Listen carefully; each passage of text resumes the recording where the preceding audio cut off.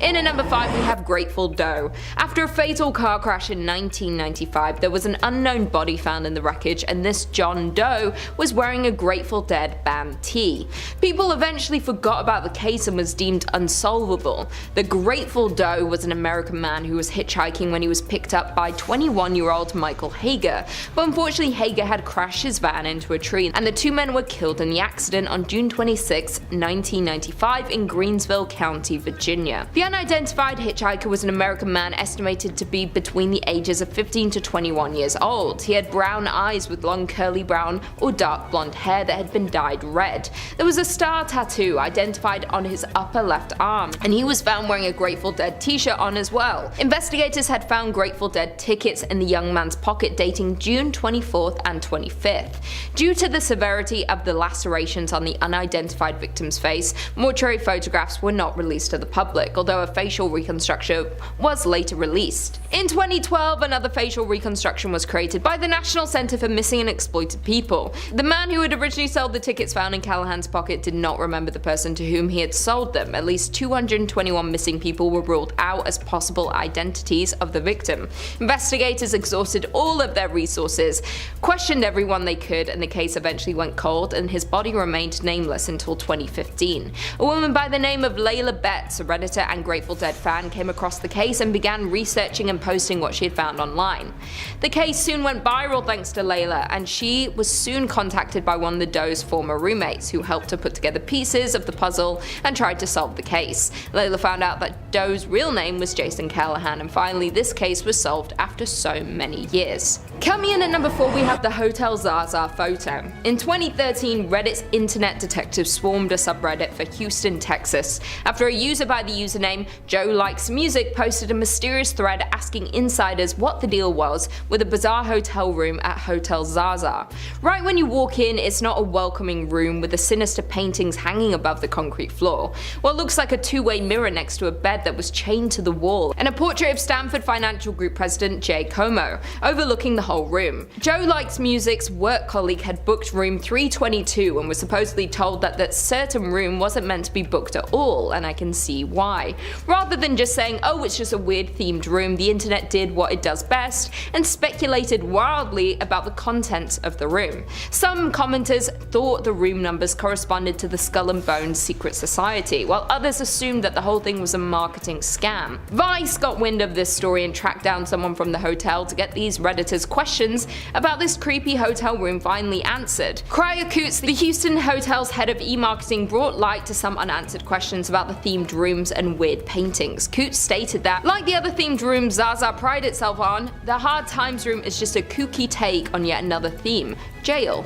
Coots also said the ZaZa collection started in Dallas, where our first property was built 10 years ago. Our owners and president were really the visionaries and pioneers behind concept suites, so when the Hotel ZaZa Houston opened a few years later, they continued with the same conceptual design. Vice had brought up the theories about the odd 322 room, and Coots states the building was built almost 100 years ago, so when ZaZa came in they wanted to use the existing structure. They didn't want to manipulate anything for design purposes. As a result, there are a couple of rooms throughout the property that are more compact. For 322, the idea was just to take a fun, unique spin on a jailhouse experience. So it has an exposed brick wall and a bed hanging from the wall with chains. It's just a fun way to decorate a small space. So there you have it, another mystery solved by Reddit users and internet sleuths. In at number 3 we have 11BX1371. In early 2015, a dark and mysterious video popped up on YouTube, and a Swedish tech blog that created a web mystery and Reddit users wanted to solve this odd discovery. This video was in black and white and 2 minutes in length. It depicts a person wearing what appears to be a plague doctor costume, walking and standing around an abandoned building with a forest visible through the former windows opening in the wall behind it. This creepy video was also accompanied by a soundtrack of loud bustling noise, and the masked figure holds up a hand with an irregularly blinking light. The film did not have any credits or any claims to ownership, and also contained many commonly used ciphers and encryption messages found hidden in the video and its sound spectrogram, as well as images of tortured and mutilated people. This creepy video soon went viral and Reddit users started to try and figure out more about this mysterious video. Most of the messages were decoded by participants in an ongoing Reddit thread, and the images sourced to notable murder investigations such as the Boston Strangler. These videos have been interpreted as implying a threat of bioterrorism against the United States, although it has also been speculated that the video is in reality a prank, a viral marketing stunt for an upcoming film or video game, or even a student film. Many were trying to find the origin and creator of this odd film, and it was found that John Erik Kreibleichler, the founding editor of the Swedish tech blog Gadget ZaZa, received a DVD in the mail of this mysterious video on it, and when he couldn't decode the video, he posted it in his blog. John Erik wasn't the first to make this video public. Internet sleuths soon found a user account identified as AETBK, who had posted it to YouTube. The account only posts on the site. When this video gained traction, this AETBK was identified as Daniel from Spain, and he claims that he was sent this video from a woman he didn't know who told him that she had found it on a park bench. Another earlier version of the video was found posted on the paranormal website 4chan. 3 months after it was released and the most of the hype died down, a guy named Parker Warner Wright spoke to the Daily Dot claiming how he was the guy who created the video. The Daily Dot published an interview with Wright. He told reporter Mike Weiner that he was a US citizen who lives in Poland and that the videos were meant as an art project. After finishing the video in May 2015, he had left 3 copies, 2 on discs in a subway and park in Poland, and the last one posted to 4chan. Without these curious Reddit users, this mystery may have stayed unsolved and the true origin of the video would never have been known. In at number 2 we have WebDriver Torso. In 2014, online sleuths noticed that a YouTube account called WebDriver Torso was uploading with insane regularity, yet none of the videos seemed to make sense. The videos were varied in lengths and consisted with a lot of beeping. Theories about the channel's purpose varied wildly, with some even speculating that it was a government sending encrypted messages for the sake of espionage. However, a now deleted Reddit account had gotten to the bottom of the mystery, linking the channel to YouTube's parent company Google. Google actually eventually responded to the mounting speculation surrounding WebDriver Torso, explaining that the videos were used to determine to what extent the technical quality of videos had suffered when they were uploaded to the site, when compared to the originals. Created by Google on March 7, 2013, the channel began uploading videos in September of the same year, consisting of simple slides accompanied by beeps. It was brought to public attention in 2014, when it became a source of speculation for viewers who discovered it and noted 3 atypical videos featuring jokes, and that's when Reddit came across this and started trying to crack the case. The channel stopped posting videos at its same rate after 624,774 videos as of May 2017. The channel posted a few more videos in May, August and October 2018, followed by uploads in July and October 2019. The channel once again posted a video on November 22nd, 2021. Also, if you search WebDriver Torso into Google, the logo will begin behaving in an odd and mysterious shape-shifting manner. Now that the Reddit thread is deleted, leaves mystery in what Google was really trying to do with these videos, or if there really is a true sinister reason for these videos. In at number 1 we have the identity of the Strongsville Skeleton. Back in February of 1975, 3 boys exploring the local woods in Strongsville, Ohio came across a skeleton and immediately contacted local authorities. The police were only able to determine that the cause of death was a gunshot wound to the head and that the body belonged to a white woman around the age of 20, but nothing more was known about this Jane Doe. After the case went cold in 2015, an amateur genealogy researcher was searching through cemetery records in Cleveland when she discovered a listing for unknown white female bones. The woman named Christina Skates began investigating the case herself and uploaded her findings to r/unsolved mysteries and another online forum called Web Sleuths. From there, an artist named Carl Koppelman created a reconstruction of what the deceased woman may have looked like based on images he had seen of the skull. The reconstruction started gaining traction and similarities were made between the Strongsville Jane Doe and a local Ohio woman named Lena Pagano by Carl and law enforcement, which led to her identification in 2018. DNA testing would confirm that the unidentified remains were in fact those of Linda. Linda Pagano was a woman from Akron, Ohio, who had been reported missing in 1974. She had an argument with her stepfather and left home, never to be seen again.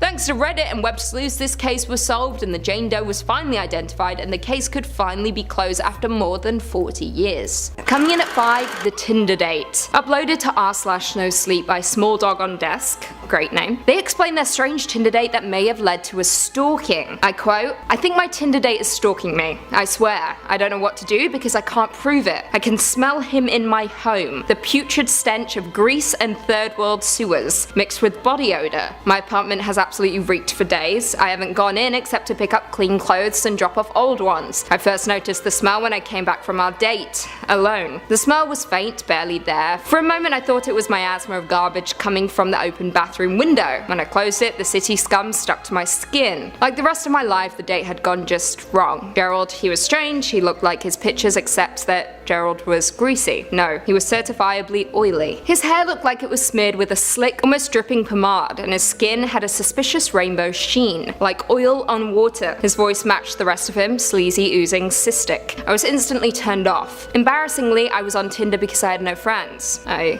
can see why, judge much. I had just moved to a middle-sized industrial city in Southeast Asia for my company's 6-month overseas industrial attachment. My colleagues were all middle-aged, and I was absolutely craving for some under 30 interaction. I swiped right on Gerald about 2 weeks ago. An empty profile, but lots of pictures. He seemed normal enough, cute in the tall, lean sort of way. That said, I won't deny that the idea of having a local boy take me around made the idea of 6 months in the middle of basically an industrial nowhere somewhat palatable. When Gerald stood up, he left a slick gloss on the seat. I dropped half of my bill, mumbled something about work, and ran off into the cab that had been waiting for me. I tipped him an extra 20 to wait. I don't remember what was talked about during our date. I do remember seeing him through the window of the restaurant. His eyes were slimy, roving, watching me leave. He texted me in the cab asking for another date. I politely declined, but his replies not so congenial. The smell. It was the smell that made me decide to leave. It was still faint then, just a lingering scent, but it made me nervous, a primal uncomfortable feeling of something that was not quite right. I threw some clothes into my gym duffel, then called a cab to the closest Holiday Inn. That was about half a week ago. The texts had been coming in once every few hours. I ignored them now. Last night I went to my apartment to get more clothes. The smell soaked the front door, spilling into the corridor. I smelled it the moment my lift opened. It grew stronger as I approached the apartment. My doorknob gleamed. It was polished, rubbed raw by scrabbling hands. I didn't need to touch it to know that it would be oily, that it would be putrid. I rushed back to the safety of the hotel, the safety of other people. I sat in the lobby for hours, basking in the fading chatter of tourists, the glow of the ceiling lamps, breathing, just breathing. The desk staff looked at me oddly, but no one said anything. My legs tingled when I stood up. I was exhausted. I staggered. Lobby, lift, corridor, bedroom, bed. I was just sinking into the mattress when I noticed it. The smell of faint, rotting oil. I rubbed the fingers of my right hand together. When did they get covered in grease? Whew.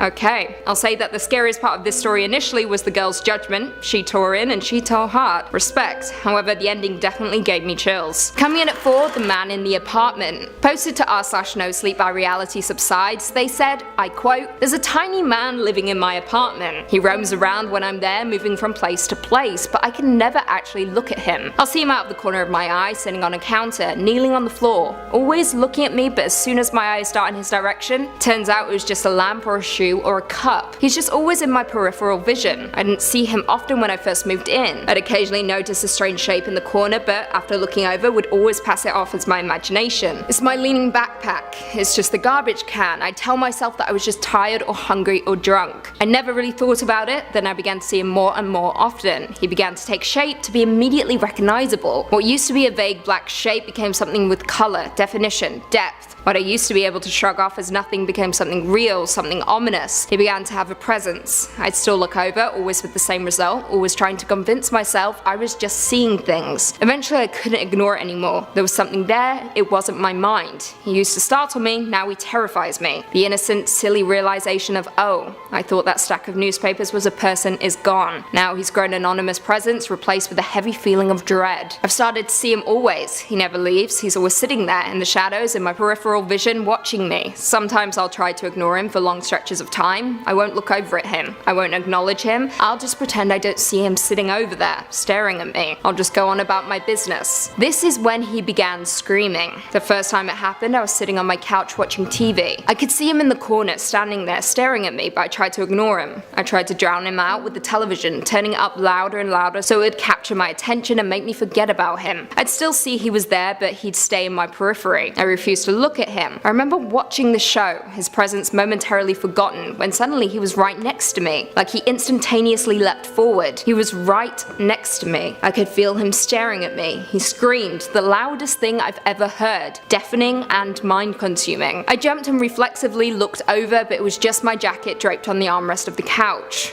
vaguely resembling the shape of a person. Heart pounding, I tried to return to the TV, but I could still see him there, standing in the corner, watching me. Well, this is absolutely terrifying. Tiny man in an apartment. Do you believe it, or is it all in his mind? Coming in at 3, the murder trial. Uploaded to Reddit by Bottle Wash. To r/AskReddit, they responded to the question, what's the scariest story you know that is 100% true? They said, I quote, this is an incident that happened to me about 10 years ago. I live in Melbourne, Australia. I was driving home from work one night around 9 PM midweek, so the roads were quiet. As I was driving downhill, I heard a sound that was like a jet engine roaring behind me. The next thing I knew, a car goes flying past me going twice the speed limit. It looked like a fairly old crappy car. Car started to get the speed wobbles, and then one of the tires came flying off and rolled at speeds downhill, whilst the car spun out and crashed. I stopped my car to make sure whoever was inside was okay. A guy got out of the car and looked over at me, then started moving extremely quickly towards me. I don't know why, but I hit my eternal locks on the car, which was fortunate because no more than 2 seconds later the guy started grabbing at the driver's side door and smashing on my windscreen, with his fists trying to get in. I'll never forget the crazy look he had in his eyes. I put my foot down on the accelerator and drove off back home. Now you may think the story is scary enough as is, well it gets worse. Let's continue. They go on to say, I decided to swap cars once I got home and drove back to see what was going on. I saw 2 fire trucks and about 4 police close to where the incident happened. When I got back to the crash site, the guy was no longer there, so I decided to head home. The next day at work I was online bored reading the news when I found an article that shocked me. The article was about a guy who had been in a police chase for 1 hour and the police stopped chasing him because it was becoming too dangerous. Turns out the guy was high on meth, had stolen a car an hour drive away, and had been in a hot pursuit since. After crashing the car, the guy apparently crossed to the other side of the road and hailed the first car that appeared, which was a taxi. He got into the taxi and stole it. In the process he pushed the driver out of the driver's side door and the driver got stuck and dragged at speeds. The driver died from the incident. I called the police and had a detective assigned to me. He fingerprint checked my car and got a statement. I had to testify in the Supreme Court as a key witness in a murder trial. The guy got 30 years and they told me that my testimony was one of the main factors in convicting him. Whoa, how terrifying is that? Remember, always lock your doors, you never know who you might come across down a quiet road. Coming in at 2, Grandma's light is always on. Uploaded to r/NoSleep by Saint Entropy, they said, I quote, in one corner of my grandma's living room stood a lamp that was always never turned off. She would change the bulb every week like clockwork, waiting until the afternoon sunlight poured through the windows and filled the room. Even then she hurried, holding her breath until the deed was done and the lamp was back on. I would ask her about it once in a while. Each time she would smile softly, tussle my hair and probably change the subject. I didn't learn the truth until I was 13, the first time I turned off the lamp. I just wanted to see what would happen. Grandma screamed when she walked into the darkened living room, a plate of cookies falling from her hands and crashing to the floor. I could hear her praying under her breath as she raced to turn the light back on. Tears were shining in her eyes when she turned to me, her lips pressed thin. Without warning, she slapped me hard across the face. She gathered me up in her arms and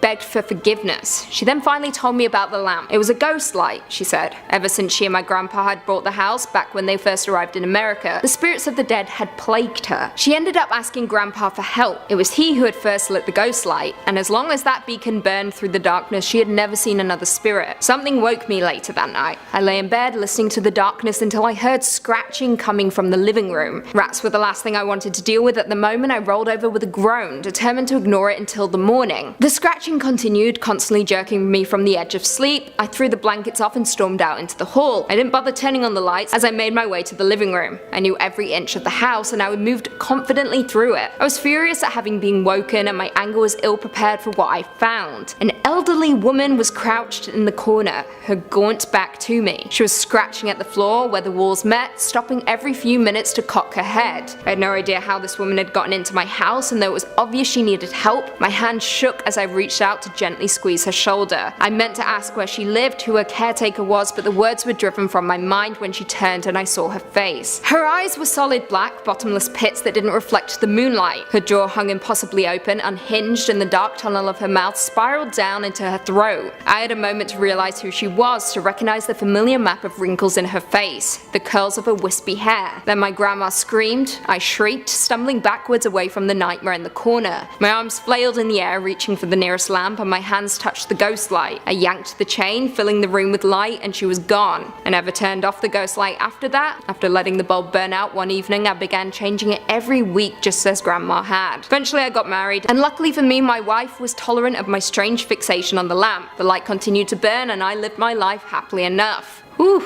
this one truly shook me. There's something about the supernatural that I just don't want to mess with. Keep those lamps turned on, folks. And finally, in at number 1, Kidnapping. Posted to r/nosleep by Nix2307, they describe how 7 years ago when they were 12-13, something awful happened to them. I quote, "I was walking home from school. It was mid-June. I'd just parted ways with my friend and I had 15 minutes to walk by myself before I got home. I noticed while I was walking with my friend that I kept seeing the same red van along our journey. Now we usually go a longer way so we can walk with all our friends, but this red van just kept popping up. Now I didn't think much of it, I just thought they were different vans, but after a few times I decided to memorize the number plate. After my mum had told me to do so if I ever felt like I was in danger, or if something just didn't feel right. I parted ways with my friend and started on my journey home. I decided to take a route that's a little longer than the one I usually take just because I didn't feel comfortable walking through the park by myself, and I just had a bad feeling through the whole walk home like something bad was going to happen. It was only a few streets away from my home when the red van started to just crawl behind me. This man looked in his late 30s, early 40s, popped his head out and started to try and get my attention, and started catcalling me. I remember looking at him and just telling him that I'm not interested and to leave me alone, but that just angered him. He started screaming at me, telling me to get in the van. I'll forever remember his teeth, those disgusting yellow rotting teeth. They were like something from an anti-smoking advert to scare people into quitting. I told him that I would call the police if he didn't leave me alone.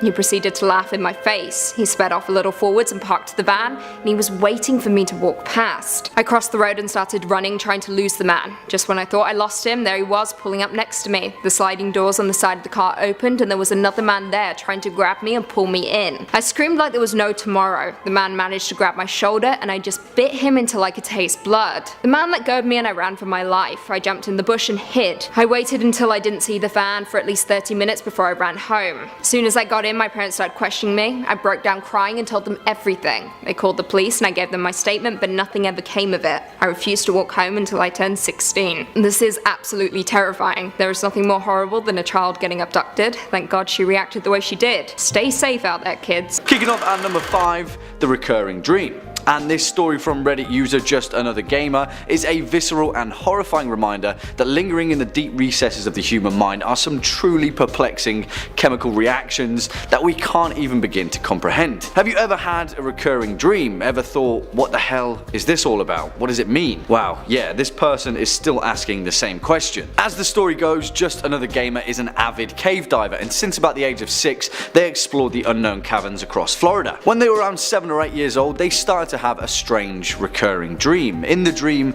they were exploring a cave and made their way through a little hole in the bottom. Inside was a 10 to 15 foot long corridor a few feet in height and a bent red stop sign at the end, like someone had ripped it off and tossed it inside. As they'd make their way through the corridor, it started descending, quickly opening into a large vertical chamber with a path leading down in a corkscrew pan. Then things would get blurry, but they'd remember the image of trash scattered around the walls, things writhing in the distance, strange things, animals and corpses maybe. Amidst them, they'd see their own family, each one of them being tortured and killed, but in the dream, all they could do was scream. Our narrator had this dream for years and years, always the same thing, until 7 or 8 years later, when they were around 15, they went on a caving trip with their father, a place called Dog Drop out in the Tampa Bay area. While when they were descending on a 30-foot rappel, they felt a strange, familiar feeling.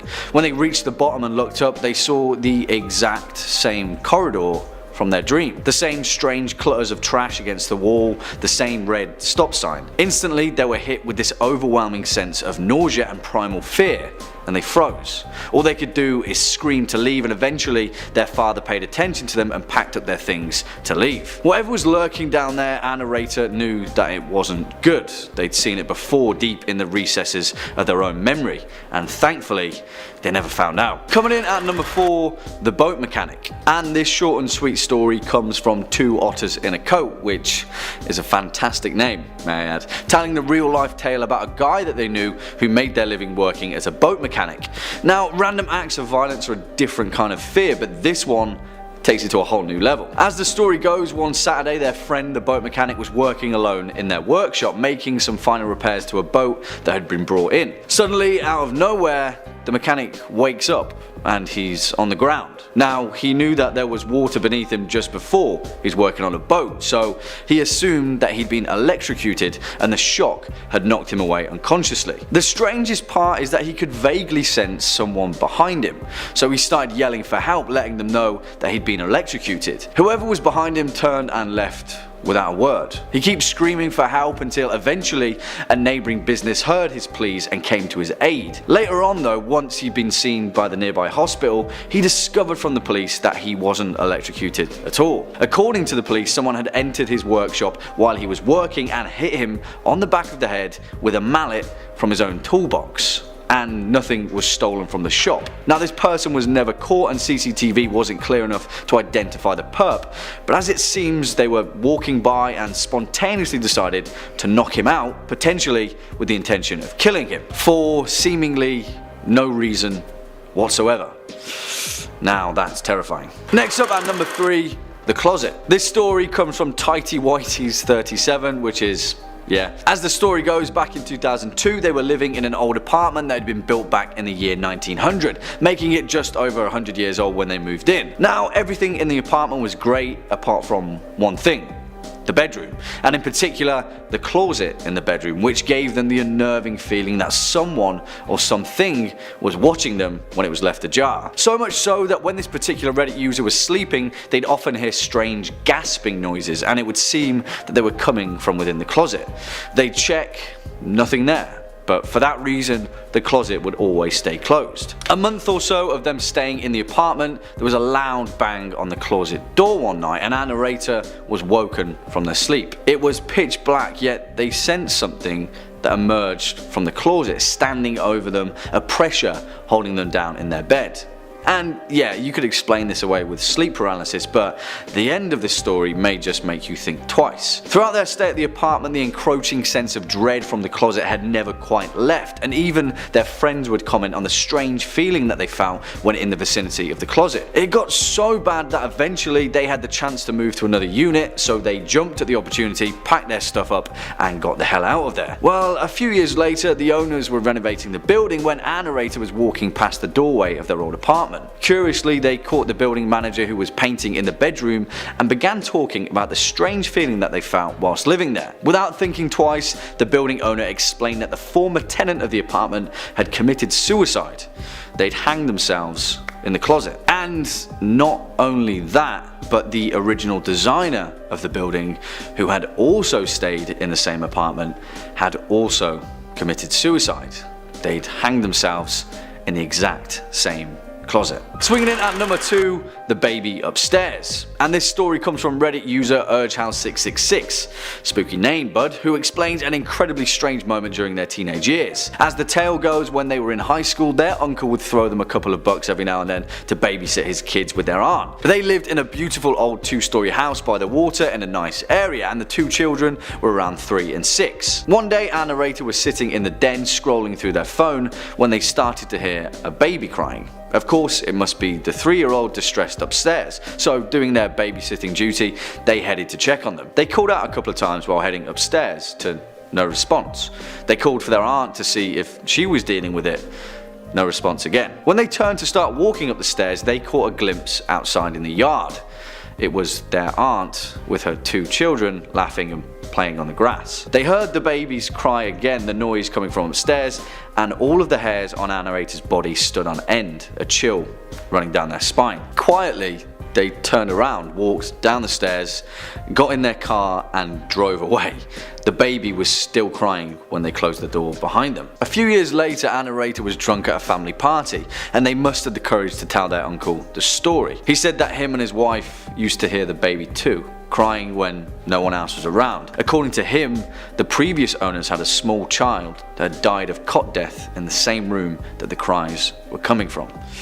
Spooky stuff. And finally, coming in at our number 1 spot, the attic. And again, another tale of spooky kids in upstairs locations. Sorry, I hope that wasn't a spoiler. This story comes from Reddit user Ghouls, who tells the tale of the time that they'd moved into their new childhood home. You see, their family had managed to snag a deal because previously the house was used as a model home to show off the housing design of the surrounding area. Upstairs, it had this loft area that had 2 stairwells that attached to it on either end, one in the front and one in the back. You could pretty much hear everything from up there as it was so open. Anyway, one day Anna Rater and their 2 friends, a guy and a girl, were hanging out in the loft. It was high school, so teenagers being teenagers, the pair were pretty handsy.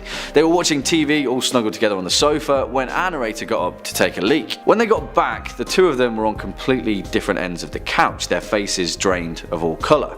Anna Rater asked them what was up and the guy said, "Your little sister is home." Instantly, Anna Rater's face went white as a sheet. "What's wrong?" the girl asked. You see, Anna Rater didn't have a little sister and he asked them what made them think he did. They replied that they'd heard her and then they'd seen her, but for all they knew, no one was in the house. To this day, Anna Rater's 2 best friends swear that they heard a little girl laugh and run up the stairs, hitting her hand on each step like she was running up on all 4s, like kids do. As it turned out, before it was a model home, a family had lived there and their young daughter had been playing upstairs in the loft. She'd climbed a railing, slipped and fell to her death, and no one thought to mention that fact when they were flipping the house. No wonder they got such a good deal.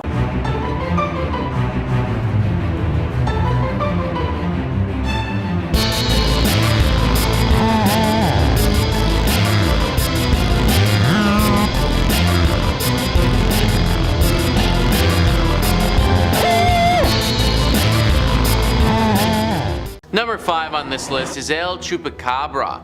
You guys should know who El Chupacabra is by this point, considering we've talked about this creature tons on this channel before. Basically, it is a legendary creature in the Central Americas that's said to drink the blood of livestock. Although this creature seems like it's probably fake, it might be real, just not exactly how we might expect it to be. Carolyn Beccia says, "We are taught from an early age, don't approach scary looking dogs. And while no one can get a clear picture of Bigfoot, the Kraken, or the Loch Ness Monster, there is one monster that is oddly not camera shy, the legendary El Chupacabra. The Chupacabra was first sighted in Puerto Rico in the 70s. A wave of sightings followed in the late 1990s. During this time, livestock throughout Puerto Rico was found drained of blood. These Chupacabra, or goat sucker attacks, caused panic with local residents who claimed a vampire was feeding on their livestock. Although descriptions have varied, most describe a hairless, alien-like monster with spikes going down its back and glowing red eyes. It sounds dubious, but how could so many people be taking pictures of the same ugly dog-like creature? The answer may be one found in science. One plausible theory is that these creatures are coyotes suffering from sarcoptic mange, an inflammatory skin condition caused by the itch-inducing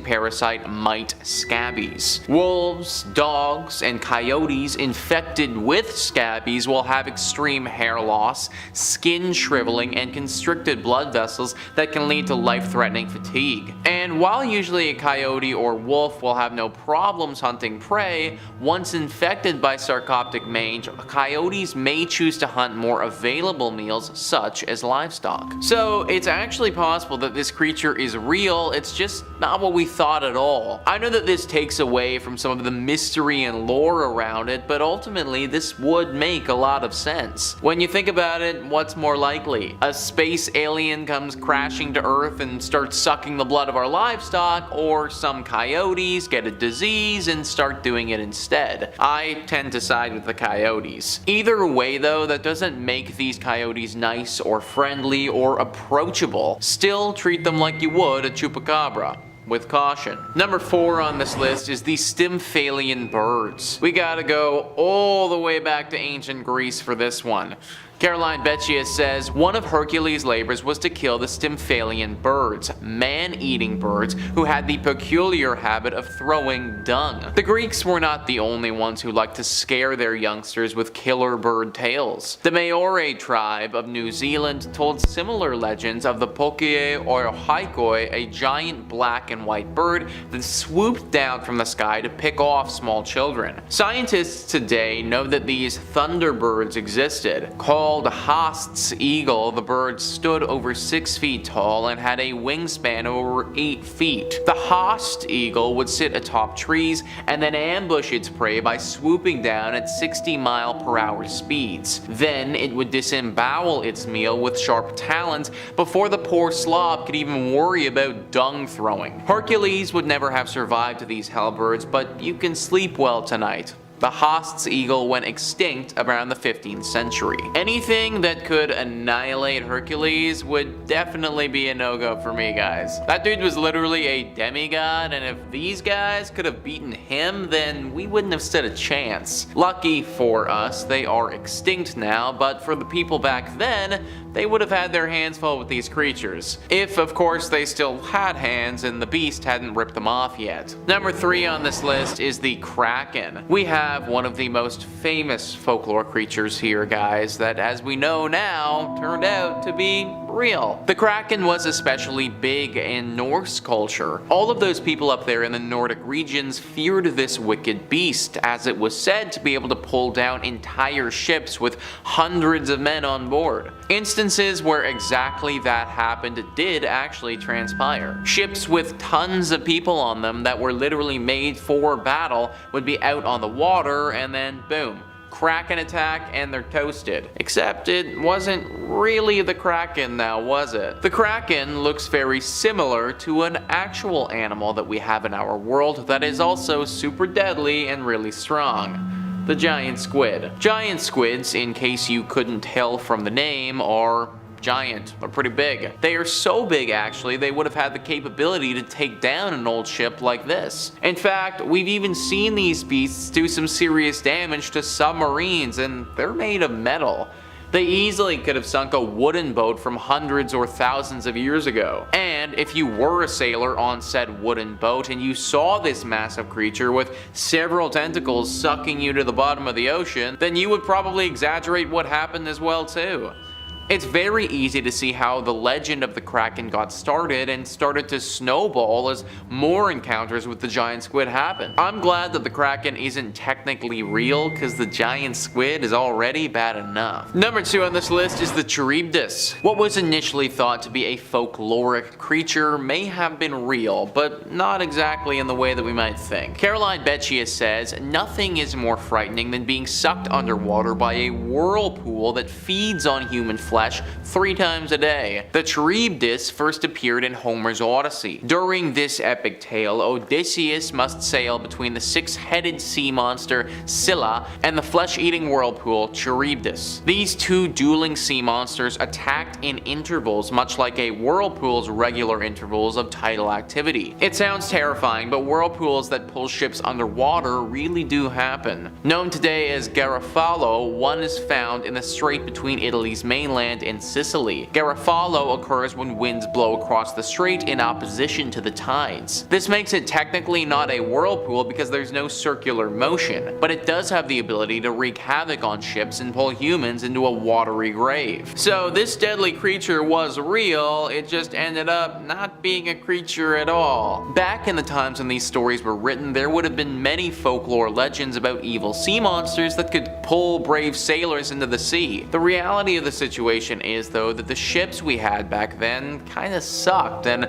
it was a lot easier for the weather and other conditions to sink the ships. That's why there were so many legends of monsters coming from the ocean for so long. Finally, number 1 on this list is the Incubus Demon. This demon is an evil demon who is thought to sneak into your home and have sexual relations with you as you're sleeping. This creature is real in a sense. It just so happens that it's actually in our minds. During the witch hunt craze of the 16th and 17th century, people had some really messed up ideas on how human reproduction occurred. One way was for a demon to steal a man's seed and impregnate a helpless woman during her sleep. The monster that stole the precious sperm was called a succubus, and the monster that implanted the sperm was called an incubus. The incubus would sit on top of your chest while you slept, making it impossible for you to move if you woke. Sort of like being assaulted by a possessed sexomniac. But before you condemn medieval people as crazed horn dogs trying to attack innocent women, there is a scientific basis for believing in such monsters. The condition is called sleep paralysis. During sleep paralysis, you are fully awake but cannot move or cry for help. It feels like you've had a stroke, but although it's terrifying, sleep paralysis is harmless. Most sleep experts attribute it to being caught between REM, rapid eye movement, and NREM, non-rapid eye movement sleep. Either way, before sleep stages were understood, we can see how our ancestors would have thought it was a demon sitting on your chest. So literally, this demon creature that apparently attacked people was never real at all. It just felt extremely real from our minds. I've experienced sleep paralysis before, and although I didn't experience any demon thing, I can 100% see how people would have believed this back then. It could definitely have felt like that and would have got people on the lookout for this sick and twisted demon of the night. Number 5 on this list is the Koola Bron. I'd never heard of this legend before, and I have to admit that it's pretty cool. This creature is native to Chile, and although it'd be pretty neat to look at from afar, it's definitely very dangerous. Scoop Whoop says Koola Bron is basically an enormous hairy snake with a gigantic calf-like head. It's said that the creature resides inside of dark caves or remote forests, and it eats basically anything in its path. Legend also has it that the snake can draw wealth to anyone who's able to domesticate it, but trapping a Koola Bron is no easy feat. You have to find one in the wild, pluck 3 of its longest hair strands without getting eaten, and then put it in a bowl of milk. From that bowl, 3 baby Koola Bron will spring to life, and the strongest will eat the other 2 and become a full-fledged Koola Bron. From that point forward, owners have to maintain the snakes with sacrifices of animals or close relatives and leave the blood in a secret location that only the snake knows of. A very unique legend if you ask me.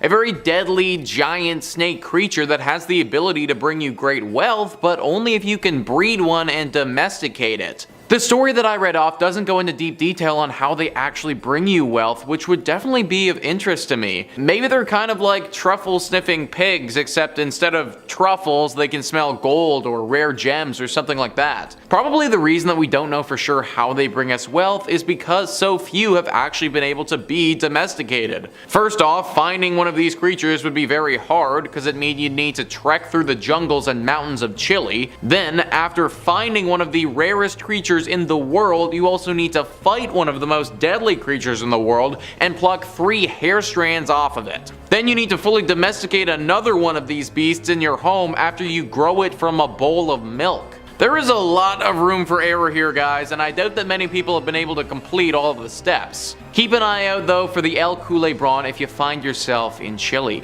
Number 4 on this list is La Laona. La Laona is also known to many as the Weeping Woman. She is the ghostly apparition of a vengeful spirit who roams around by the water bemoaning the loss of her children whom she'd actually drowned herself. Scoop Whoop writes, according to a popular version of the tale, the Weeping Woman was once a beautiful maiden named Maria. She married a nobleman and gave birth to 2 sons. Her husband was a traveler and he rarely visited home. During their time apart, his feelings for her began to dull, but her husband still loved his sons and gave them all the attention that he left his wife bereft of. Once when he was in town, she caught him with a younger woman. Enraged, she took her sons to Santa Fe River and drowned them. She also was found dead on the riverbank a few days later, the cause of which remained unknown. It's said that when she reached heaven, she was denied entry until she found the souls of her sons. Thus, she wanders the earth looking to reclaim their souls. Dressed in a white gown and mourning for her sons, La Llorona takes lost and abandoned children and drowns them in hopes of recovering souls that will allow her entry into the afterlife. What an absolutely horrible woman. Clearly killing her own children really didn't teach her anything at all, because now she's out there killing other people's children. This is a really scary legend in Mexico, and it's often why parents don't let their children go to areas with water by themselves. There's also the fear that La Llorona will be lurking somewhere around there thinking that she can use the souls of the young children instead of her own. You'd think that she would have realized by now that faking the souls of other people to get into heaven isn't gonna work, but by the sounds of it, she really doesn't sound like the brightest bulb in the bunch. Bright or not, she's still very dangerous, so be very careful whenever you're around water in Latin America. Number 3 on this list is La Ciguepa. La Ciguepa are interesting mythical creatures that are located in the Dominican Republic. They can be found in forests and around the rivers and lakes of the country. At first glance, they may look like a woman with long hair. However, upon closer inspection, one will see very unique characteristics. Their backwards facing feet. That's right guys, their feet actually face towards their own body, and this is one of the main differences between this creature and your standard human. Many people haven't paid close enough attention to this detail, and because of that have been tricked into thinking that this is an actual woman. A fatal mistake if one of these things decides that you'd make for some good prey. The typical target of this creature are men that find themselves exploring the forest. These creatures are said to be incredibly smart and can often outwit the people that they run into. Also, rather surprisingly, their backwards feet make them run very fast, so even if you do catch on to this creature's intentions, running away would be very hard to do. The earliest mention of this creature was back in 1866, and since then there have been many stories written about these creatures. Those lucky enough to have an interaction and then make it out alive have documented their findings and tried to warn others from wandering into the forests unarmed. Sadly, these warnings aren't always heeded, and many men have disappeared over the years, never to be heard of again.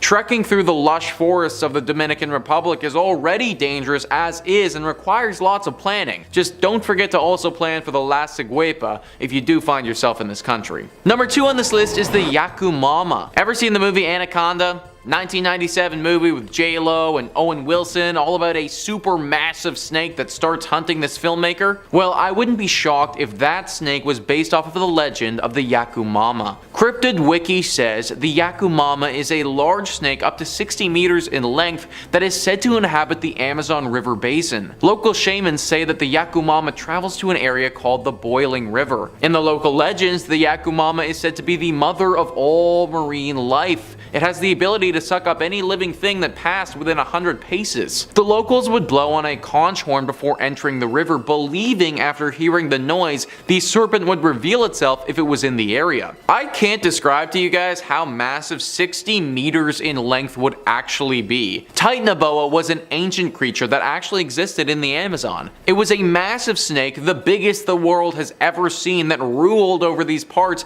and could swallow crocodiles whole. That creature at its max would grow up to 50 feet in length or 15 meters. So basically, Yakumama is 4 times the size of the biggest and deadliest snake that's ever lived. This thing would be able to annihilate hundreds of humans at once. Even if the locals did blow on their conch and the snake did reveal itself, then there would literally be nothing that they could do. It would just eat them all, and that would be that. Snakes are super cool, but not when they're 60 meters long and looking to devour me. Number 1 on this list is the Puchin. Puchin are very dangerous and deadly beasts and should not be underestimated under any circumstances. Cryptid Wiki says, the Puchin, a creature from the Mapuche mythology and Chilote mythology pertaining to southern Chile, was a feared shapeshifter which could instantly change into anything. It's often been described as a gigantic flying snake that produced strange whistling sounds, while its gaze could paralyze an intended victim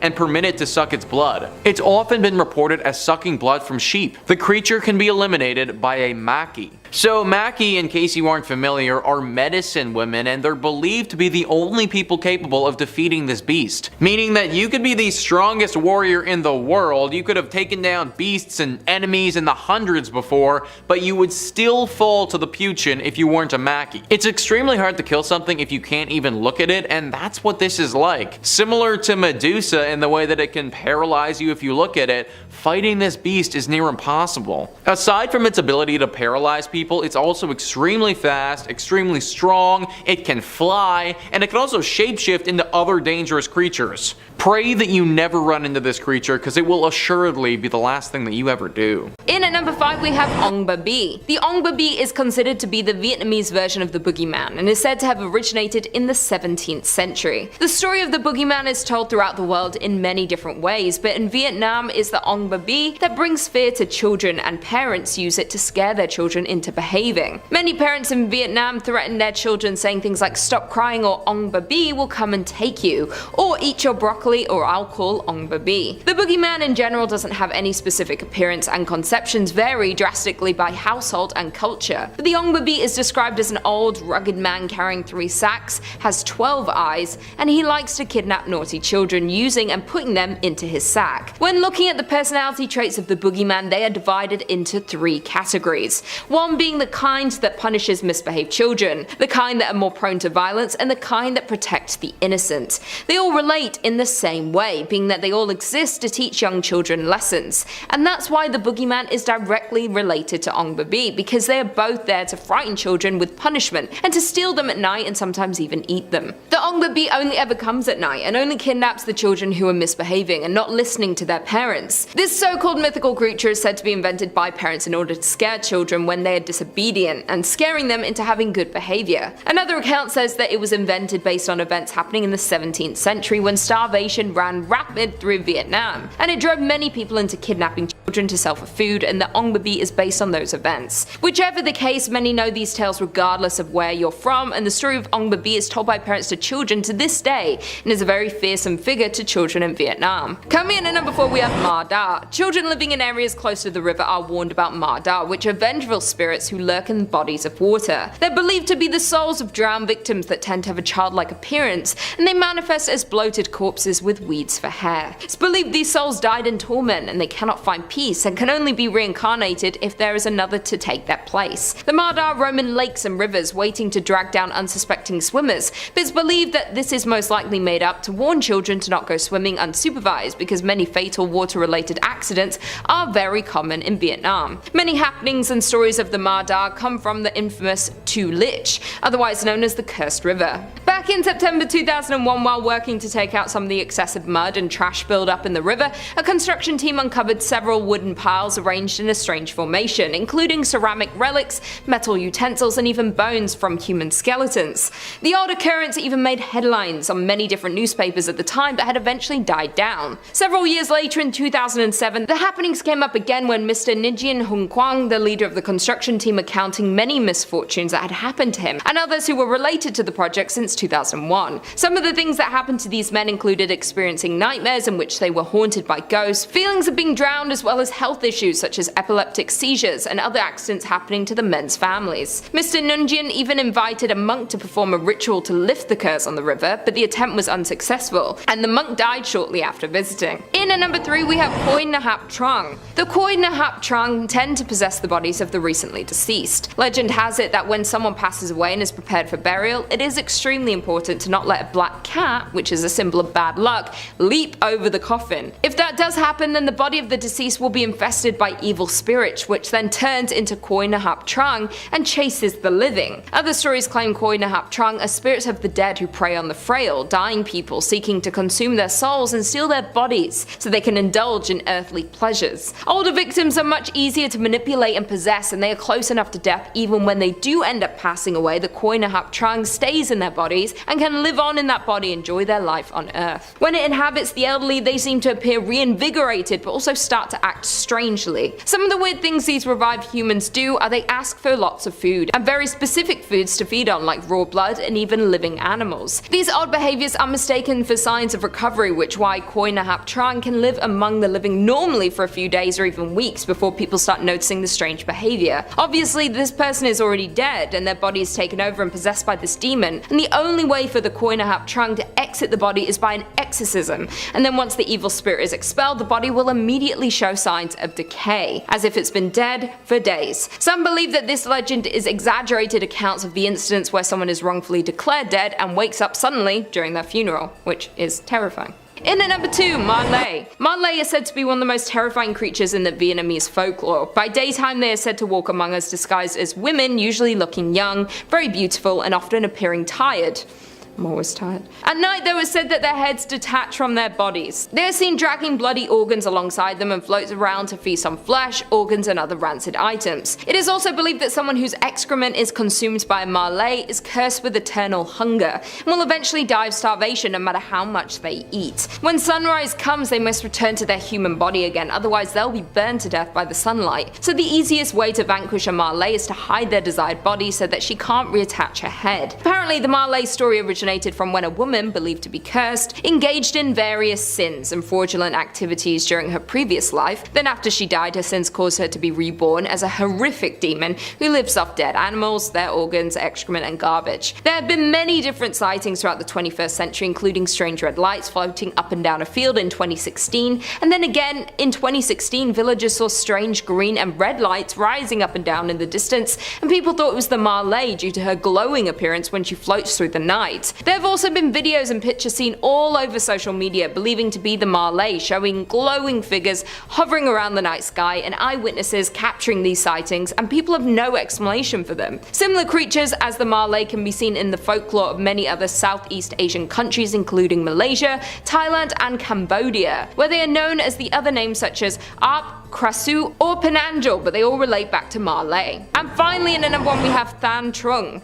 The Than Trung are evil spirits who torture the souls of the dead. These spirits usually appear as either massive black birds with blood-red beaks, or they have massive bird-shaped heads with human-like bodies and glowing red eyes. They also have large wings which help them fly, and they stay close to cemeteries and sit on mountain peaks to have a better view to seek out their next prey, and are able to see who is being buried at each cemetery. They often appear after someone passes away and is newly buried, and they show up next to the new grave. It is said that they torture the newly dead people's souls for information about their living relatives, then the Than Trung hunts down their relatives and reap the souls of those living people, leading to several family members dying within a short period of one another. Apparently, the Than Trung must get to the newly buried person within 49 days or they cannot summon their soul. There is even a horror game that came out called The Death Than Trung, which is based off the folklore and was created and developed by Dong Si T and some member of Team Dut in 2021. The game is a first-person psychological horror adventure game that is highly inspired by the demon folklore. The game revolves around the story of a young man who was stuck in an endless nightmare at his inn, and the black and red are the main color tones in the game. It takes place in the city of Hanoi in 2021 and heavily involves the Than Trung and their reign of terror. Coming in at number 5, Cyclops. I mean, we can't have a giant creature list without including one of the most infamous giants in history,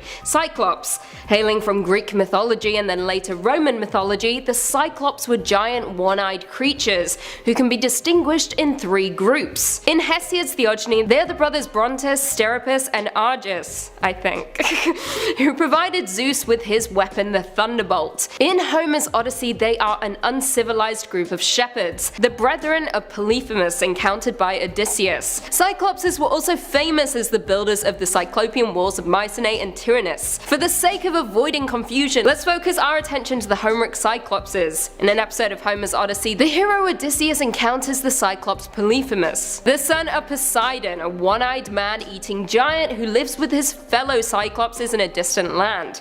They live in the world of men rather than among the gods. Homeric Cyclopses are presented as uncivilized shepherds, savages, and have no regard for Zeus. They live solitary lives and have no government. They are said to be inhospitable to strangers, slaughtering and eating all who come to their land. Coming in at number 4, Corb or the Fomorians. The Fomorians are a supernatural race in Irish mythology, often portrayed as hostile and monstrous beings who come from under the sea or the earth. However, later they were portrayed as giants and sea raiders and enemies of Ireland's first settlers. They appear to have once been gods who represent the harmful or destructive powers of nature, personifications of chaos, darkness, death, blight, and drought. In Old and Middle Irish, the race is typically called the Fomor or Fomori, with an individual member being called a Fomor. They are often regarded as malevolent spirits dwelling underwater and in the nether regions of the earth, before later being portrayed as the aforementioned Sea Raiders. This was heavily influenced by the Viking raids on Ireland that were taking place during this time. Oftentimes they were depicted as having the body of a man and the head of a goat, and according to an 11th century book they are said to have one eye, one arm, and one leg. Coming in at 3, Titans. Hailing from Greek mythology, the Titans were the pre-Olympian gods. According to the Theogony of Hesiod, they were the 12 children of the primordial parents Uranus and his mother Gaia, with 6 male Titans, Oceanus, Cous, Creus, Hyperion, Lapetus, and Cronus, and 6 female Titans called the Titanides. Cronus mated with his sister Rhea, and together they became the first generation of Olympians. Zeus and his 5 siblings Hestia, Demeter, Hera, Hades, and Poseidon. Descendants of the Titans are also called Titans. The Titans were also former gods, the generation of gods preceding the Olympians. They were ultimately overthrown as part of the Greek succession myth, which told how Cronus seized power from his father Uranus and ruled the cosmos with the Titans as his subordinates. Now Cronus and the Titans were in turn defeated and replaced as the ruling pantheon of gods by Zeus and the Olympians in a tenure referred to as the Titanomachy. As a result of the war, Cronus and the vanquished Titans were banished from the upper world, being held imprisoned under guard in Tartarus, although according to history some of these Titans were allowed to remain free. Coming in at 2, Fatchin. Hailing from Scottish folklore, the Fatchan or Fatchin is a monster or giant described by John Francis Campbell in popular tales of the West Highlands, as having a single eye in the middle of its face, a single hand protruding from its chest instead of arms, and a single leg emerging from its central axis. Not only that, but it has a single tuft of hair on the top of its head, which Campbell says, I quote, "It were easier to take a mountain from the root than to bend that tuft."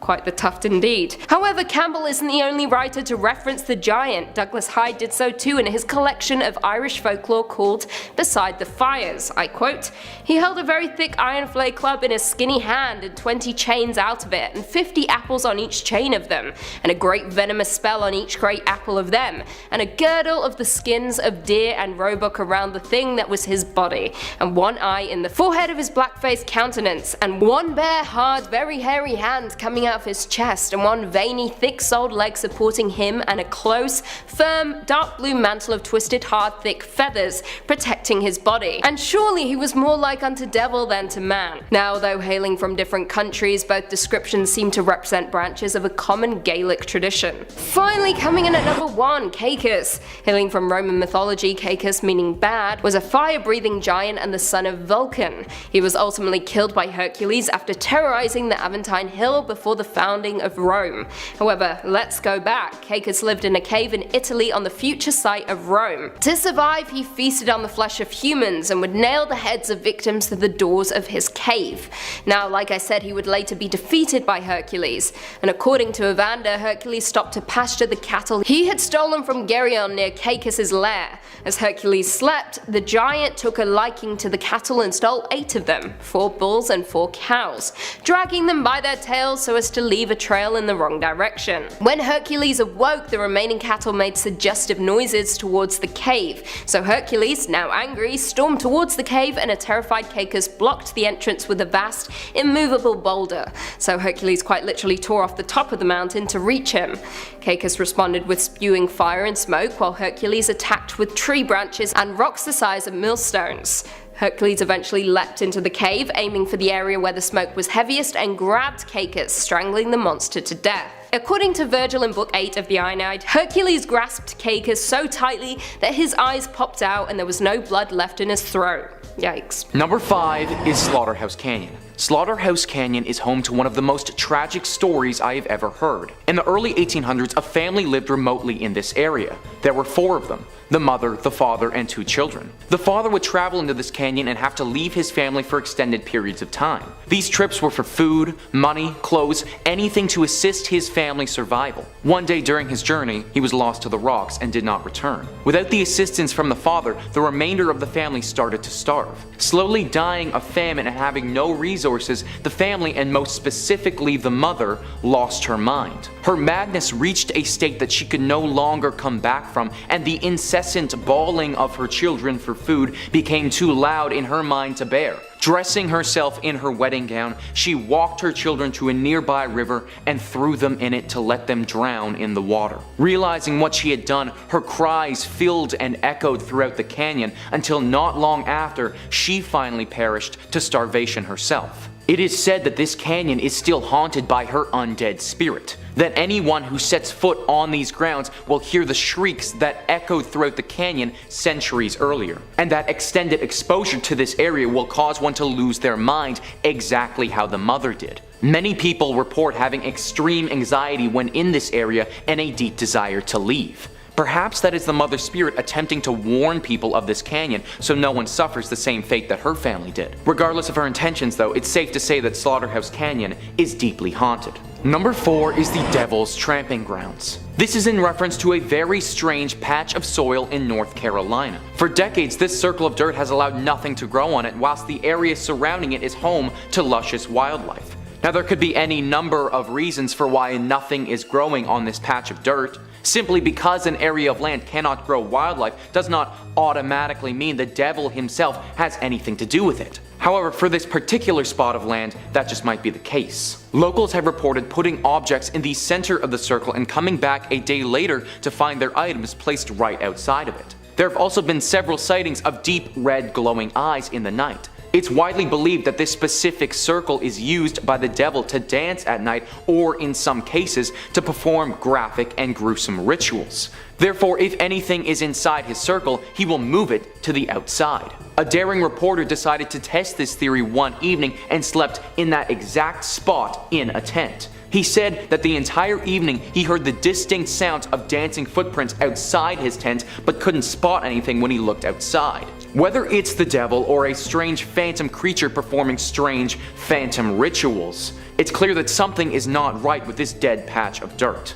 Number 3 on this list is Hoia Forest in Romania. This forest has been regarded by many as potentially the scariest and most dangerous forest on the entire planet. Unlike your typical haunted house that may be haunted by a singular ghost, this forest has a plethora of creatures to watch out for. Ghosts, apparitions, dark shadowy beings, and demons have all been sighted in this forest, with one person even stating that they've seen a UFO before. The general note that almost everyone leaves with is this strange feeling of being watched and a strong sense of anxiety. This has been taken to the extreme on several occasions though. One story I came across detailed a man who lost his mind and swore that he had a run-in with a demon or the devil. Another one describes how campers consistently heard the stomping of horses right outside their tent, but when they went to check outside, nothing was there. There was also a tale of how 2 people went into the forest and overnight, one of them became fascinated with death. So fascinated that he became incredibly morbid and could only speak about death and how he wanted to watch people die.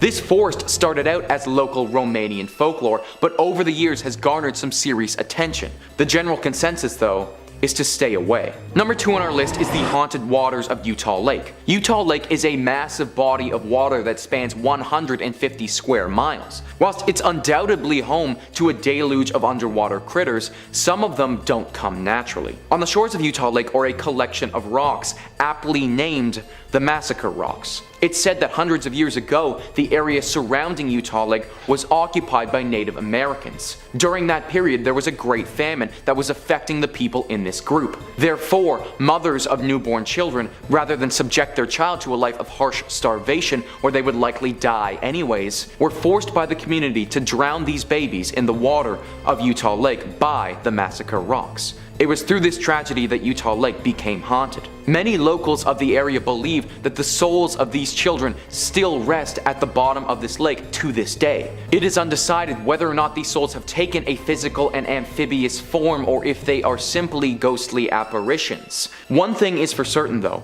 do not go in the water. Approaching the lake, you will start to hear the cries of young children coming from the water. You must fight the urge to go and help that cry. These children, or water babies as they are often referred to, will drag you to the depths of the lake and you will never be seen again.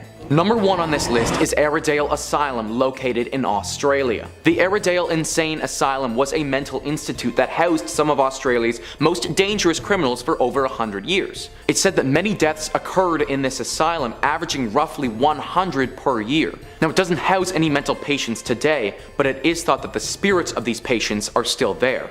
Visitors of the Airedale Insane Asylum often have to leave soon after they've entered due to fainting or feeling unexplained pain or serious nausea. One of the most common things people note is the sound of repeated banging. The sound of somebody smacking their head against the wall rings throughout the asylum, with no one being able to find the origin of it. Some people have reported actually being shoved or bitten with no one in sight. There are also several rooms of this asylum with special characteristics to them. Gary Webb was a longtime patient of this asylum, known to be particularly gruesome. He died a long time ago. However, if you were to tread inside his room, you would still hear the distinctive shout to get out. The former superintendent's office is a place of particular interest as well, since it will give people passing by the unmistakable taste of bitter acid, which is only too fitting considering the superintendent committed suicide by drinking acid many years earlier.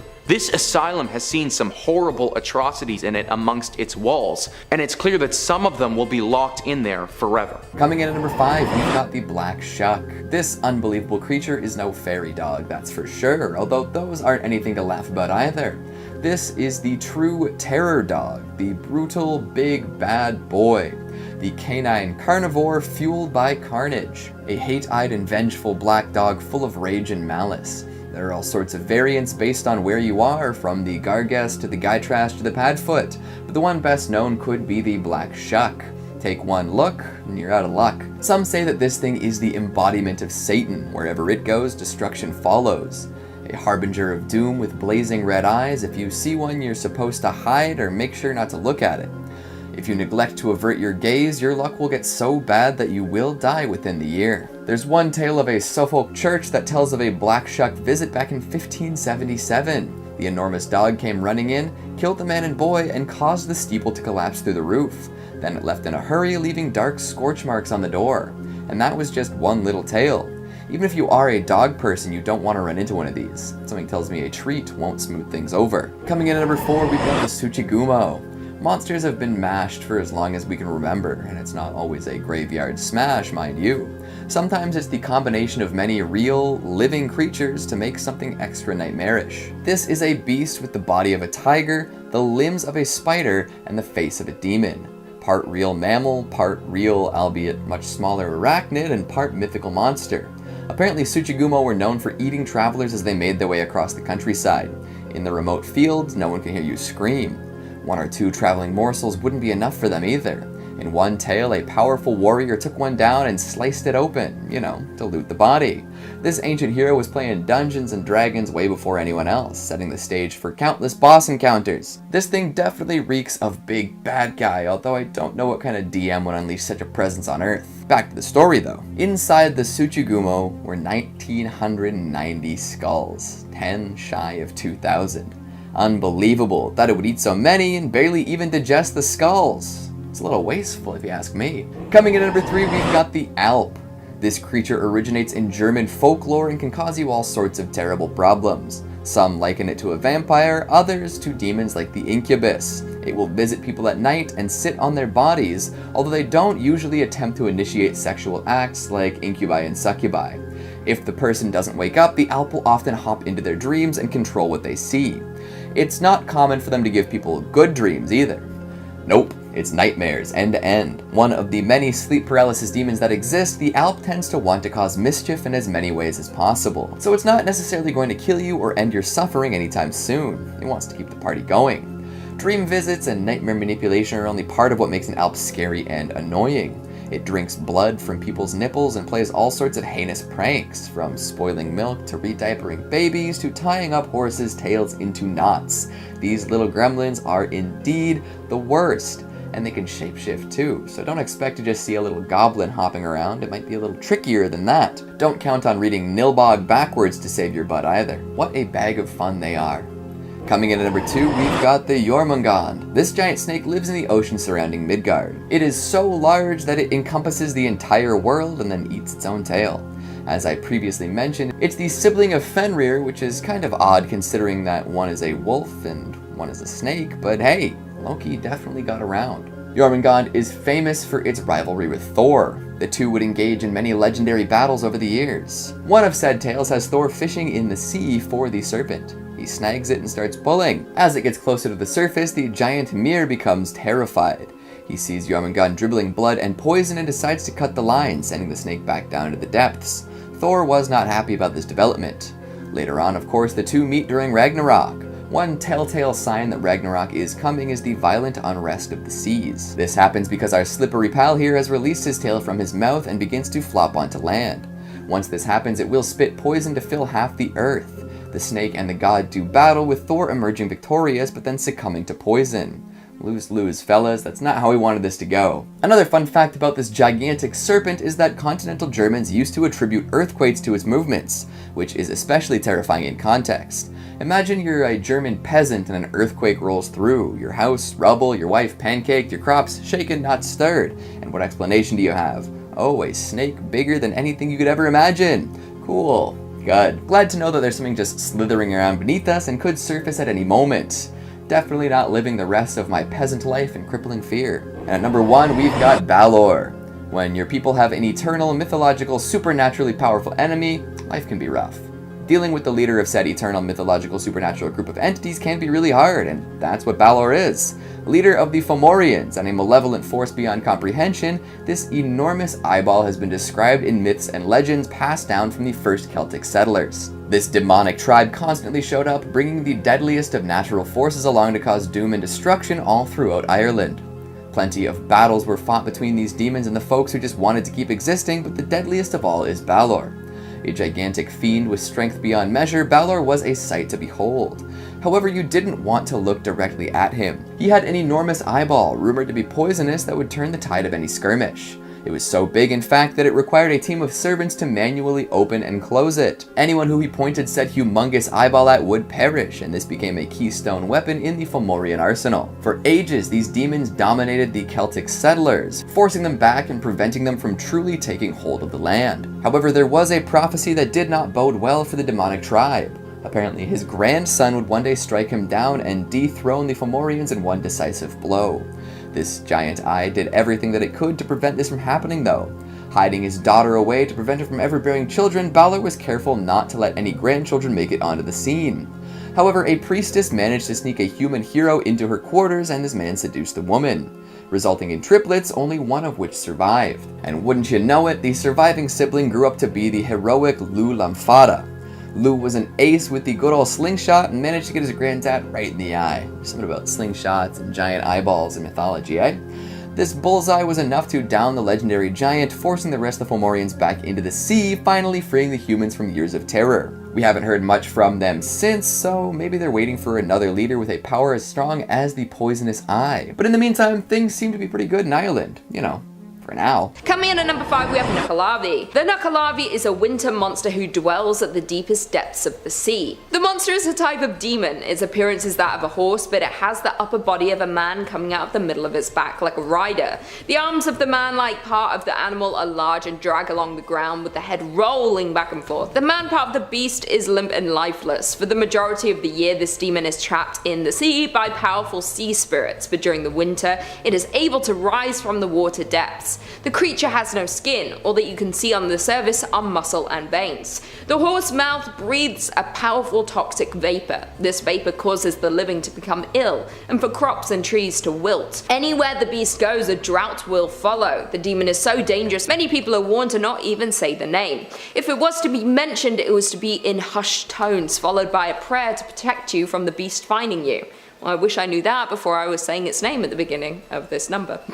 Some say the creature is responsible for all the great plagues and when people are having trouble with their livestock or harvest. If you were to see the creature, it would begin to pursue you. Once you have looked at it, there is no escape. It will be relentless in its pursuit of you. It does, however, have one weakness. As a creature of the sea and of sickness, it is unable to stand on or cross fresh water. The only escape is to find and immerse yourself in fresh water, so it has no way to reach you. Once you have done this, it should give up its pursuit. Coming in at number 4, we have Yuki-onna. Yuki-onna is a Japanese spirit. She is a deadly monster, also referred to as Snow Woman. It is believed that she was once a beautiful young woman who was traveling in winter. She was hit by a heavy snowstorm and perished. It is said she now brings storms and freezing temperatures with her. There have been many different stories of people having interactions with her spirit. Some say she appears to travelers to lead them astray. She offers to guide them through the storm to safety, but then leads them deeper into the storm so they pass away due to the extreme exposure to the cold. Others have seen her with a child in her arms known as Yukinko. The child wears a straw snow cloak that is traditional in Japan. Yuki-onna will freeze anyone who attempts to take the child from her. Sometimes she even goes into people's homes. She will burst open the doors and open the windows. She'll bring the storm into their home to freeze them in their sleep. The reasons for her attacks are unknown. Some say there is no reason, that her actions are random. Others think she is not aware of her actions. She was simply cursed by the storm that took her life. There is currently no way to escape from the Snow Woman. There are stories of her showing mercy and sparing people, but why she does this we don't know. The best way to stay safe from her is to avoid any extreme weather conditions during winter, or you might just get to meet her yourself. Coming in at number 3, we have Chenu. Chenu bears some similarities to the Wendigo. It comes from the Wabanti tribes of the northeast of the US. The thing that many people find terrifying about the Chenu is that it was once human. A Chenu is created when a human being commits cannibalism, or if they refuse to help feed someone who is starving. This then causes the human heart to freeze and turn to pure ice. Once this happens, they begin to change into the Chenu. Chenus are giant compared to their original form. Once transformed, they look like a wolf-like man with chunk of flesh missing from their body, where they have eaten parts of their own flesh. It will often camouflage itself to blend in with its environment in the forest. It will stick fallen branches and leaves to its flesh. Their home is in the mountains of the far icy north. They will only venture down to the forest when hungry. They'll often come across unsuspecting campers or lost hikers. They take many lives during the winter due to tourists visiting for the ski season. Once someone has been turned into the Chenu, there is still hope for them. There is a special medicine known only to the local tribes. If they drink it, they will vomit up the heart of the ice, and of anyone they may have consumed, and they will turn back into a man. The only other way to stop a Chenu is to trap them. Often it's impossible to save the person they once were, as they rescue to drink the medicine once transformed. They are powerful and angry creatures. They can be almost unstoppable if you had to face them in combat. Once being human means they have the same intelligence as we do and cannot be tricked like you might be able to other beasts. The tribes often told the story of the Chenu during winter when food was hard to find and they would often not have enough to go around. It was to deter them from turning to cannibalism to survive. Fair enough, just don't eat people. Coming in at number 2, we have Ijark. The Ijark is a powerful spirit. The story goes that they were created when they wandered too far north. They went to the coldest northern point they could reach. They say that they ended up getting caught between life and death. While they were trapped within this void, they became a shapeshifter. Having crossed the veil of the living, they were able to bend it to their will. The only thing that the shapeshifter cannot change is their blood red eyes. This is the only indicator that the person is an imposter who has changed into their current form. Its true form looks like any usual person until you see its face. Its eyes and mouth are sideways. It's said that if you were to look at it directly, it will disappear, but people have seen it from the corner of their eyes and have been able to create a description from this. It is said that they target unsuspecting travelers. They will disorient them so that even if their destination was in sight, they would become lost and led far away from the path they were on. It is said they would often create and live in colonies together and will confuse those who track them down to stop anyone from entering their territory. Sometimes, however, when they choose, the living does enter their realm. They will drag the living to the realm of the undead. Many people will have had an experience with these beings and never knew it. They leave you stranded with memory loss. You will suddenly feel lost, unable to remember where you were heading in the first place. Do you think you have met one before? I probably have. I've been around. And finally, in at number 1 we have Yeti. The Yeti, or abominable snowman, is probably the first thing that you will think of when it comes to frozen creatures. Mentioned a lot in popular culture, the Yeti had quite a name for itself. Although many say that it doesn't exist, there have been many times when it's caught on camera. The creature is tall, is an ape-like being. It comes from the Himalayas in Nepal. It's covered in soft white hair, like fresh snow, as to blend in with its environment. It is known to attack if humans come across its habitat, or even wanders to local towns. The old tribes of the area used to worship the Yeti as a spirit of nature protecting the mountains. The creature is terrifying to encounter with large teeth and claws. While stood up, it towers over all the animals and humans. In the 20th century, there were many reported sightings of the creature. People were increasingly making attempts to scale the mountains to catch a sight of the Yeti. People found strange tracks or saw the creature from afar. One team even brought back hairs they claimed belonged to the animal that they had found on their investigation of the mountain. In the 1950s, the United States thought that finding the Yeti was so likely that they created a permit that you could obtain if you followed the rules it had in place. The first was that you were not allowed to look for the Yeti unless you had a permit, and the government knew when your expedition would take place. The second rule was that you were not allowed to harm the creature unless in self-defense. The third was that the Nepalese government had to approve any news reporting on the animal's discovery. Many people today still go looking for the creature, since hundreds of people go missing in the mountains each year. It's not something I would recommend any of you do. I mean, they could just be going missing because it's cold, you know? Bit of a chill. Number 5, Patty Donovan. This is a tale from the investigative files of Ed and Lorraine Warren, my favorite paranormal investigators. 15-year-old Patty Donovan came across the Ouija board and decided to use it to find a friend. From the first yes in response to her queries, she was hooked. She spent months falling in love with a spirit she believed to be in love with her, telling it specifics about her everyday life. After a year of telling all of her secrets to the board, Patty had become emotionally dependent on the spirit, asking it one night to reveal her future. During the very long session, it laid out a scenario of Patty's life for the next 6 years, providing specific details, right down to the date of birth of her first offspring, and the fact that she would have a total of 3 spawn by 1978, which is all information that would eventually prove correct. Being as dependent as she was, on the evening of March 2nd, Patty now pleaded for the spirit to manifest. The next morning, Theodore Donovan found the spark plug wires pulled out, the rubber hoses unfastened, and the fan belt cut when he attempted to start his car. And not much later, Patty attempted to start her car, and it was discovered later that the internal engine had been completely disassembled. That week, other incidents of apparent vandalism occurred around the Donovan house. Foundation shrubs were yanked out of the ground,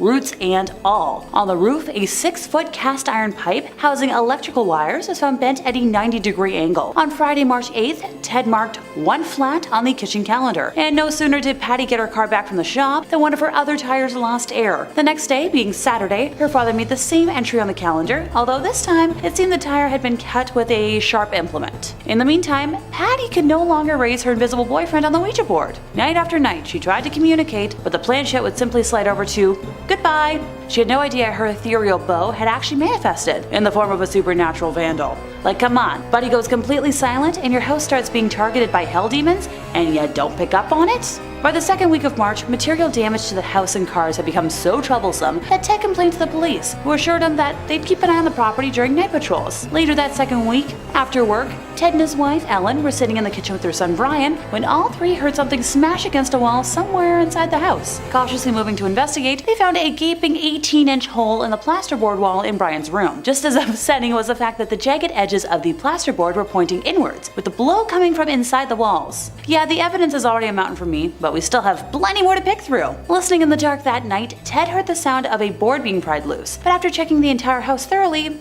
found no loose boards. The house was further plagued by loud noises every night that only escalated in frequency and volume, along with further unexplainable damage to the walls. On April 1st, furniture began to levitate, with a 250-pound dresser flinging its contents while flying erratically. Rocks had also begun to rain from the sky, pelting only the Donovan house, which the police bore witness to. Ted eventually broke down at work and explained the horror of his home to his supervisor, who urged him to reach out to the Warrens. Ted instead tried moving his family into a hotel first, and the spirits followed the family there, destroying the room and making so much noise that the family was thrown out of the hotel and forced to return home. Finally contacting Ed and Lorraine, they arrived in Maine as quickly as they were able to, finding the home in complete disarray. Lorraine said nothing, although at the time she sensed in the home the presence of entities so numerous and threatening that she had to fight with herself to keep from going back outside. After a lengthy tour of the house, Ed and Lorraine conducted an interview with the entire family, where Patty's history with the Ouija board was revealed. To that I say, About dang time. The Warrens then contacted the Catholic Church to begin the process for an exorcism, which that process sadly took a month to be granted. The family experienced many more unexplainable horrors during that time, but that alone could fill out a top 5 of its own, so let me know in the comments if you want that eventually. Number 4, the first victim. The board's dark history begins with the strange death of the owner of the original trademark, American entrepreneur William Fuld, in 1927. After acquiring the business from its former owner, a medium named Helen Peters, who sold it because of the serious damage it caused to her family, William built the company into a profitable business. Shortly thereafter, he began to experience his own family troubles that resulted in him cutting his brother out of the company in 1919, and just like my mother and I, they never spoke again. 8 years later, on February 24th, William was on the roof supervising the erection of a flagpole when a support suddenly snapped and he toppled off the building. He tried to break the fall by grabbing onto a windowsill, but the window closed and he fell to the ground, breaking several ribs. He should have survived, but the vehicle hit a bump on the way to hospital that sent a splint of cracked rib bone into his heart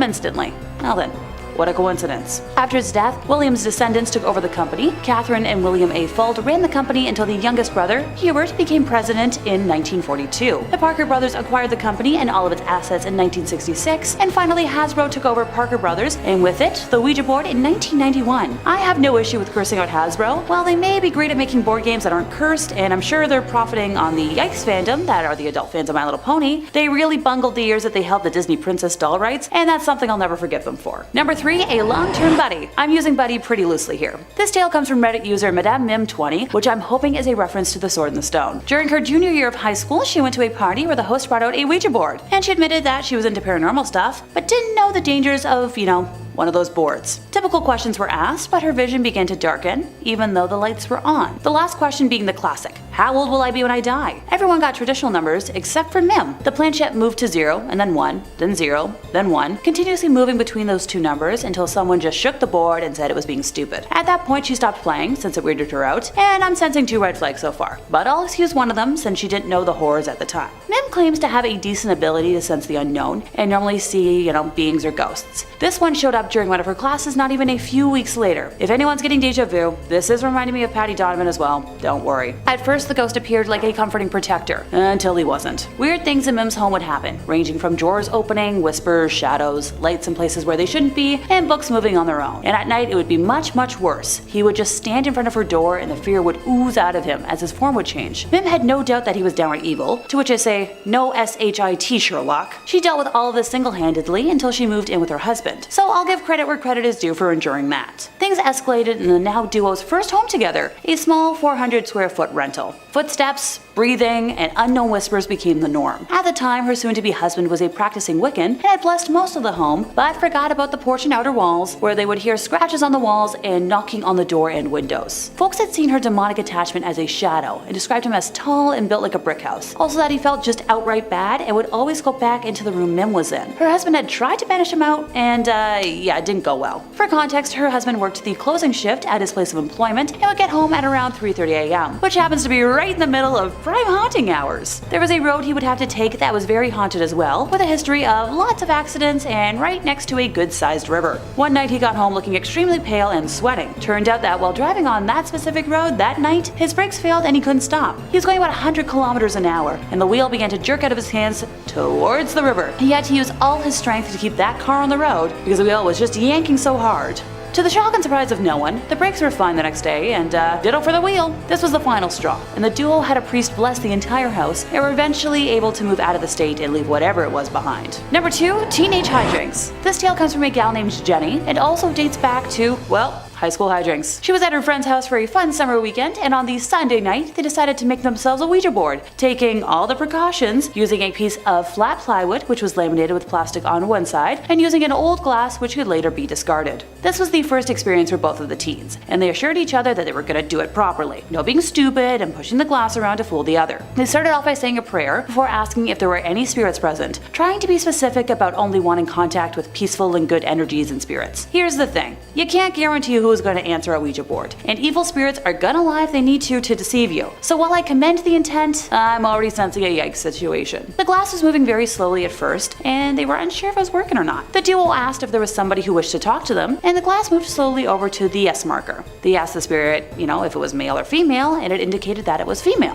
When asked to spell out its name, the glass first traveled to K, and then to a Y, and then to M, before ending on the center, ergo spelling out Kim. Jenny's friend went white, and it was obvious that he was freaked out. They then asked how she died, and the spirit spelled out car, which further scared Jenny's friend. Next, they asked what kind of car it was that Kim had died in, and it proceeded to spell out Reliant Robin. It was at this point that her friend told Jenny that his auntie was dead, her name was Kim, that she died in a car accident, and yeah, she was driving a Reliant Robin. Next, they asked if the spirit had anything to tell them, but it indicated no and then said goodbye. As much as I hate to crush spirits, pun not intended, I doubt that was actually his aunt. Probably just a demonic spirit playing an awful joke, which is something I wouldn't wish on anybody. So next they asked if there was any more spirits that wished to communicate with them. It suddenly got very cold in the room, and the hair was standing up on both teens' necks and legs. This spirit was more powerful, and the glass moved a lot faster. They asked if it was male or female, and it indicated that it was a male. Once again, following a formula, they asked for the spirit's name, and he said he was called Liam. Next, the duo asked for the spirit's age when he passed over, and he went to the 7 and then to the 0, indicating 70. Finally, they once again asked whether he had anything to tell them, and it proceeded to spell out Ollie, which happened to be Jenny's friend's younger brother's name. Her friend then explained that his younger brother Ollie had seen the spirit of an old man standing in the garden some years earlier. They ended their session with another prayer, and while I commend their attempts at making things safe, I hope the spirits that know way too much about them are leaving them alone. Number 1, predicting a death. Heads up, this might be a little triggering for folks, so I promise I won't mind if you hop off now. Heck, the first time I read the story, I got tears in my eyes because it hit close to home for me. Allison was a teen at the time and was at a friend's house for a sleepover when she and her friends decided to play with a Ouija board in the garage. Her friend's mother was at work and her father was in bed, so they had no supervision and decided some debauchery was in order.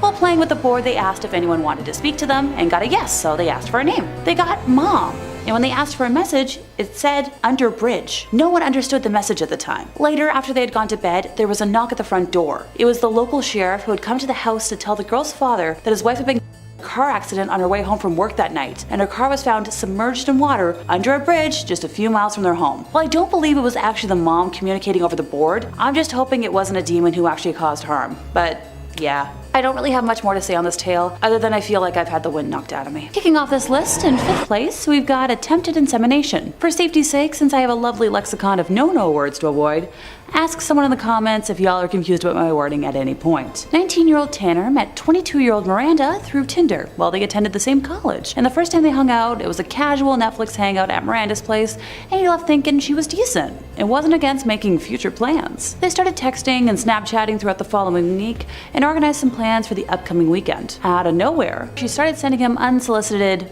fun pics. He has very adamantly stated that he never once asked for them, and while they were hanging out the weekend prior, there was no fun activity at any level. While it caught him off guard, he wasn't put off by the advances. Fast forward to the weekend, Miranda and Tanner are hanging out at his place with his roommates when she asks if she can stay the night, and Tanner agrees to it. Being a gentleman, he offered to take the couch, but she mentioned she'd rather share his bed, something he's open to. As things move to the bedroom, they engage in consensual intercourse, with Tanner shedding his condom after the event's end. After lying together for a few minutes, Miranda gets up abruptly, grabs the condom off the floor, and runs into the bathroom. Tanner was a little confused, maybe a little concerned, but didn't read too much into it until he heard a loud crash in the bathroom, Miranda cursing, followed by no response to his query if she needed help. Out of concern, thinking she fell and, cracked her head open or something, he approached the washroom, witnessing Miranda standing in his shower with one leg propped up, trying to shove the condom up her, hoo-ha after she had flipped it inside out. Tanner rightfully panicked and slammed the door, unsure of how to act. Miranda quickly left, and Tanner never heard from her ever again. While this story might not seem as horrific as others to come,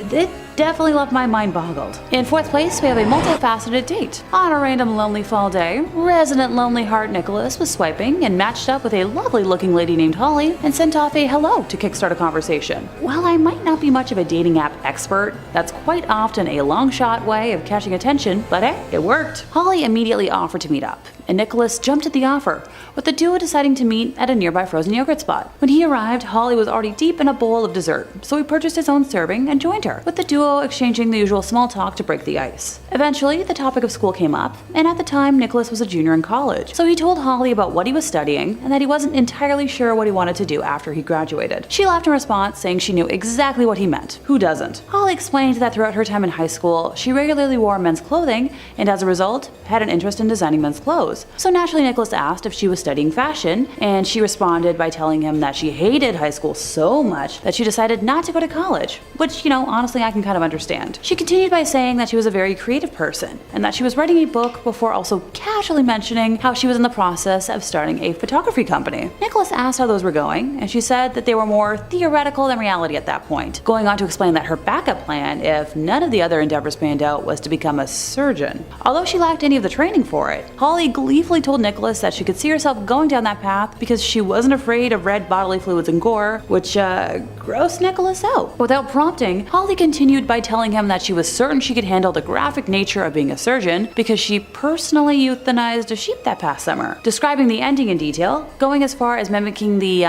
human-like shriek that the animal made when she ended it. Now this is where most people would probably start, making a run for it, but Nicholas was determined to see if there was more to this wild tale. Alright, Holly went more in depth with details, claiming that her family regularly euthanized goats and sheep as part of rituals for their strong shaman background. She hushed her voice as she leaned in and said that her religion had actually gifted her with psychic powers, which manifested as voices in her head, and those voices were so strong that they were telling her exactly what to write in that book that she had already mentioned. At this point, Nicholas finally made an excuse to leave, blocking her, and never heard from her ever again.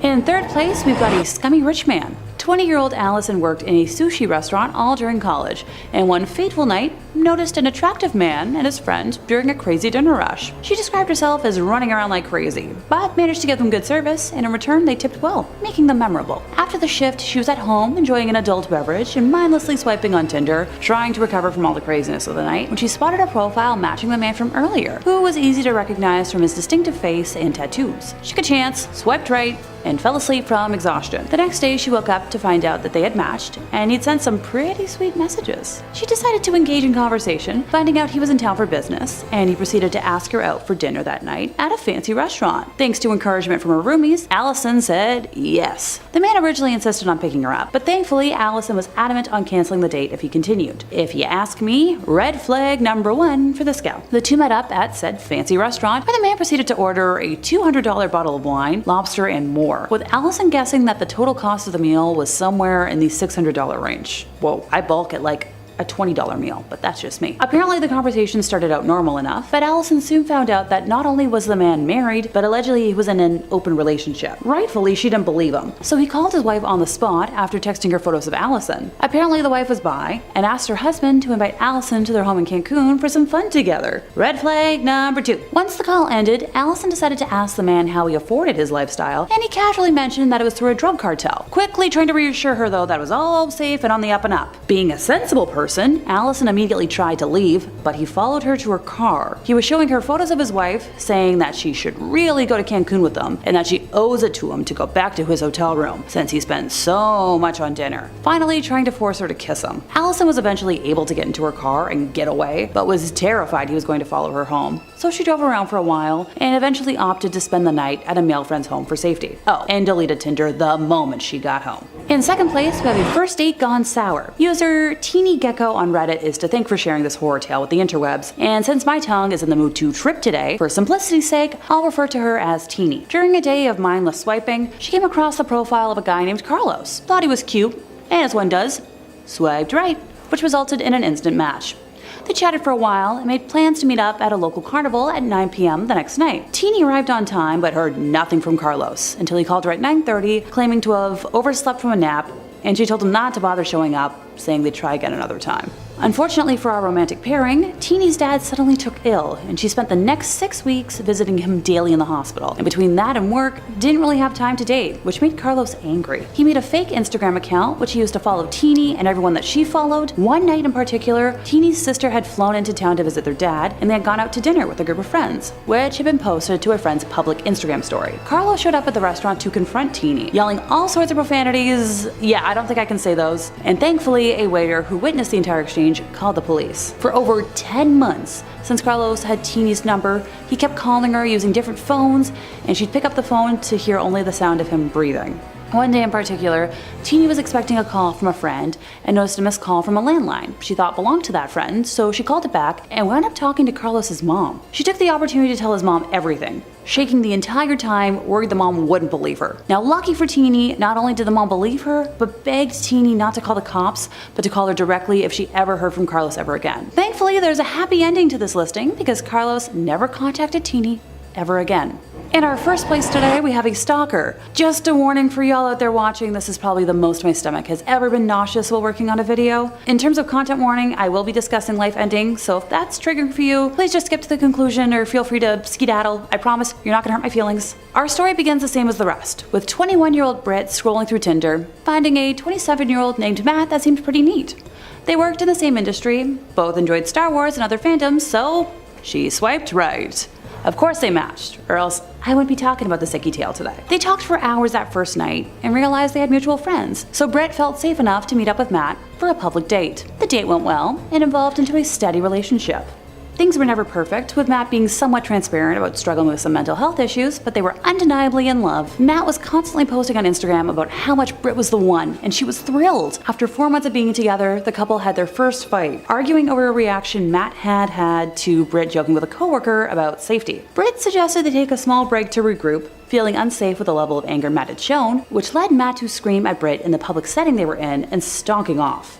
That night, on Instagram, he claimed he was going to end his life, posting videos of a nearby mountain cliff saying he was going to jump. Britt and other friends of Matt's were rightfully concerned, and with enough of them calling the police, he was apprehended before he could, but was released from police custody that same night. Britt still cared for Matt, but was rightfully in shock from the events and had taken a pause from texting him to figure out her mental state. The next day, he showed up to a regularly scheduled brunch date that he and Britt would attend with her friends, but looked at his own table, silently watching the group from a distance until that group of friends decided to just abandon the location and escort Britt safely home. Later that night, Matt took to Instagram claiming he'd been forgotten already, wishing that no one should ever see the day they'd be treated like a freak, and many other tangents about being ignored and abandoned. The day after, he posted a long essay to social media, claiming he'd come to his senses and was going to take a break to clear his head, also sending a personalized essay to Britt about not wanting to hurt her, but how much he loved her and wanted them to get back together. Britt chose not to respond and debated blocking all his information. His hiatus from social media didn't happen,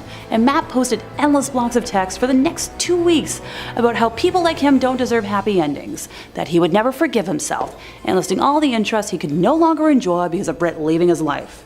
The last straw for Britt was when he posted artwork of her with her favorite book character, writing a fictionalized accompanying story about her perfect summer vacation without him.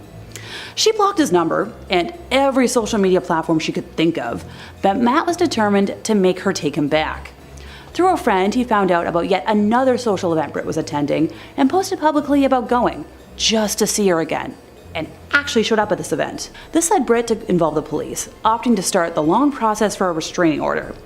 Over the next 2 months leading up to her first court date, Matt publicly claimed to attempt to end himself no less than a dozen times, with multiple countdowns, flipping between claiming that Britt was cruel and abandoned him, but also that he needed her and the other friends that had since cut ties with him back. He would call her number and leave voicemails, had bookmarked an anonymous app that she had previously used for public questions to send her statements to please take him back, but also asking how much guilt she would feel about celebrating his death and more. I'd be here for over an hour if I went in depth about just how much this guy posted over those months.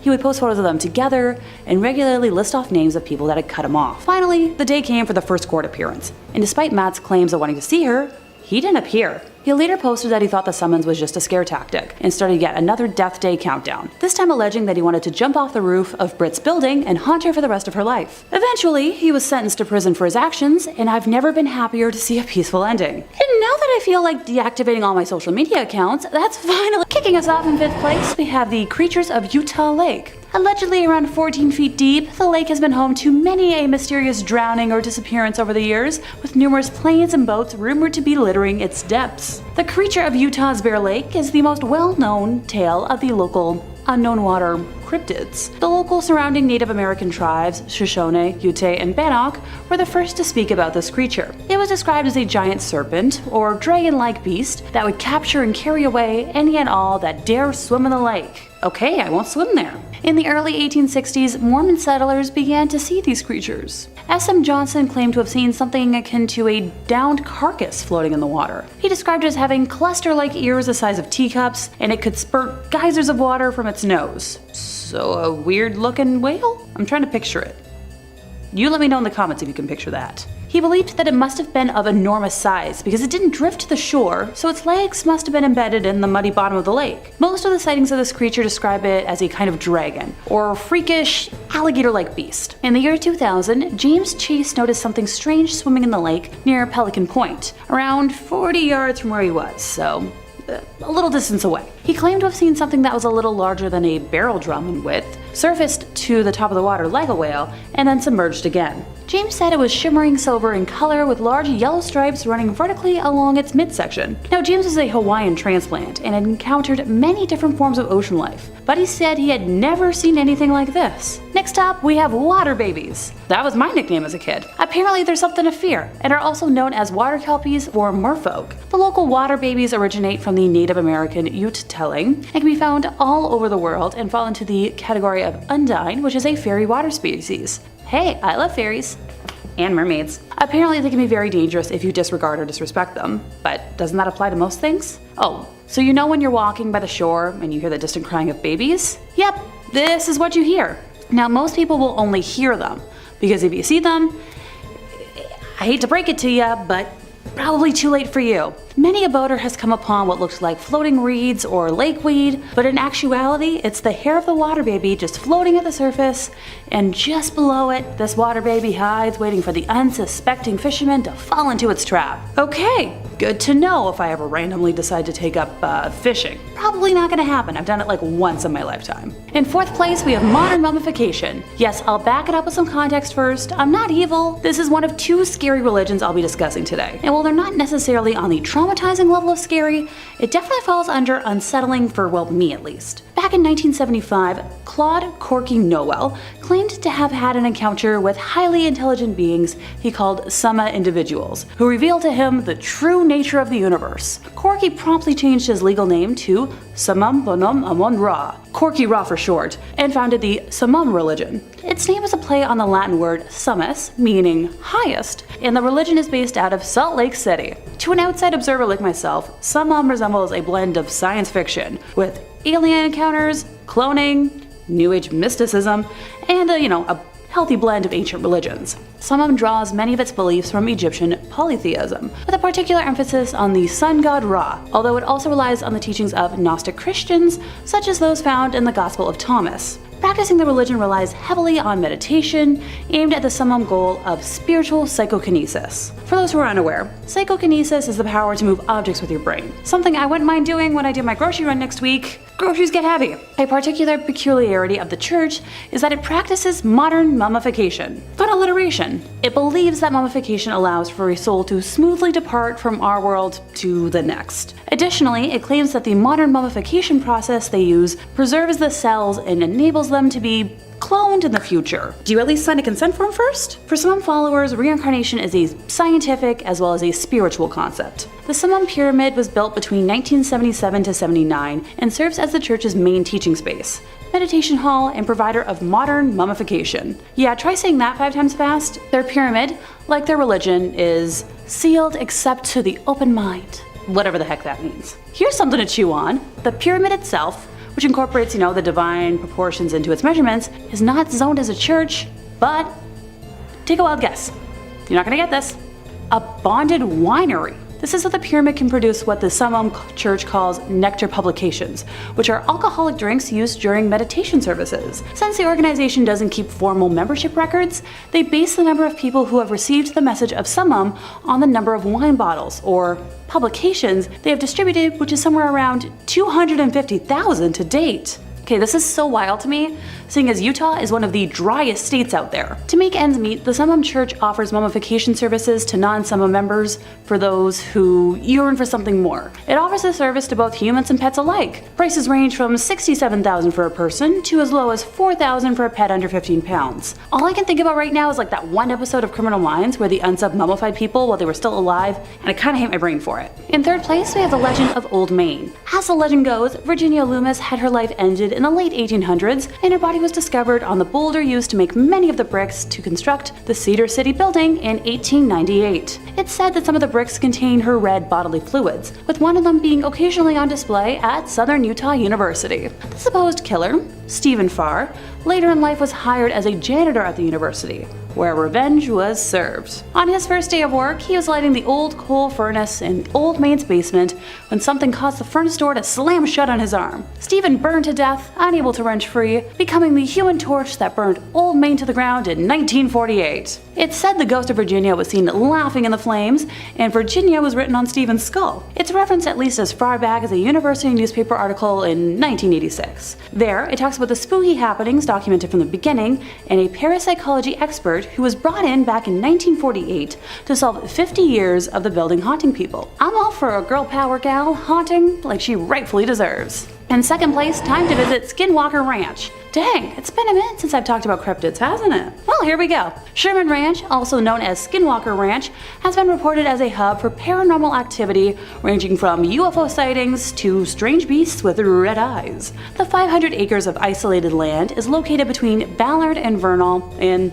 Utah. The Sherman family acquired the ranch in the 1990s, but Native American myths of skinwalkers, witches with the ability to shapeshift into various animals, have haunted the region for centuries. Before the Sherman family inhabited the ranch, the spot was known as UFO Alley, and the Desert News reported in 1978 that nearby residents had spotted a dome-shaped UFO over the ranch that was surrounded by a glowing green light. Now, the supernatural activity didn't end when the Sherman family inhabited the ranch. The family reported doorways of light appearing in the midair, cattle that vanished, animals mutilated on the property, crop circle-like patterns in the surrounding fields, unidentified flying objects or orbs, and invisible objects emitting destructive magnetic fields. While investigating the disappearance of cattle, one man reportedly saw a large beast, like a wolf but larger, and cattle near the ranch. The man fired a tiny kaboom at the creature that hit its intended target, but the creature didn't slow down and appeared to escape unscathed. Well, if I ever find myself in Utah for some weird reason,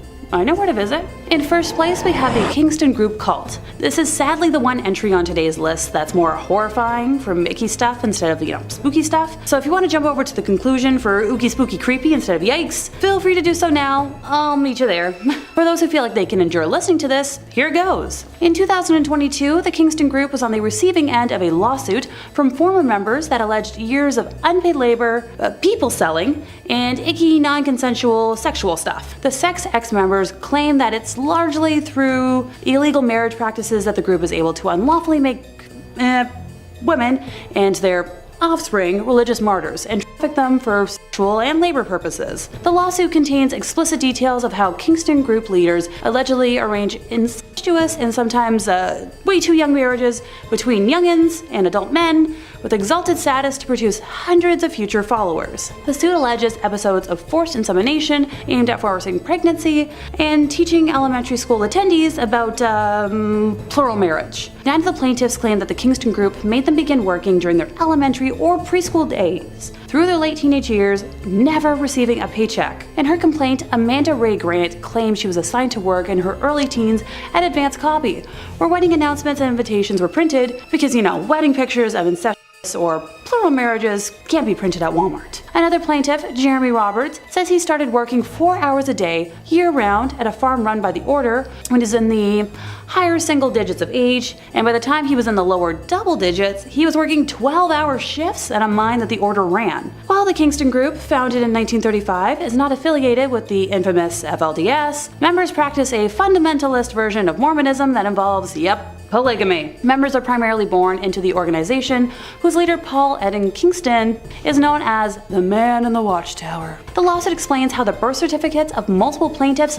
failed to list their biological fathers, so those men could escape the legal consequences inherent to having multiple, often too young, wives. 2 of the plaintiffs share the same father, Jesse Orville Kingston. The suit alleges Kingston family members try to preserve their lineage purity by marrying and procreating with other, Kingstons. Jesse Orville Kingston is not listed on either birth certificate, according to the lawsuit, which additionally accuses him of fathering more than 300 offspring with 14 wives. That's too many. No. I don't even want to have the idea of giving birth to one single being. Multiple? 300 divided by 14? I don't like that math. No.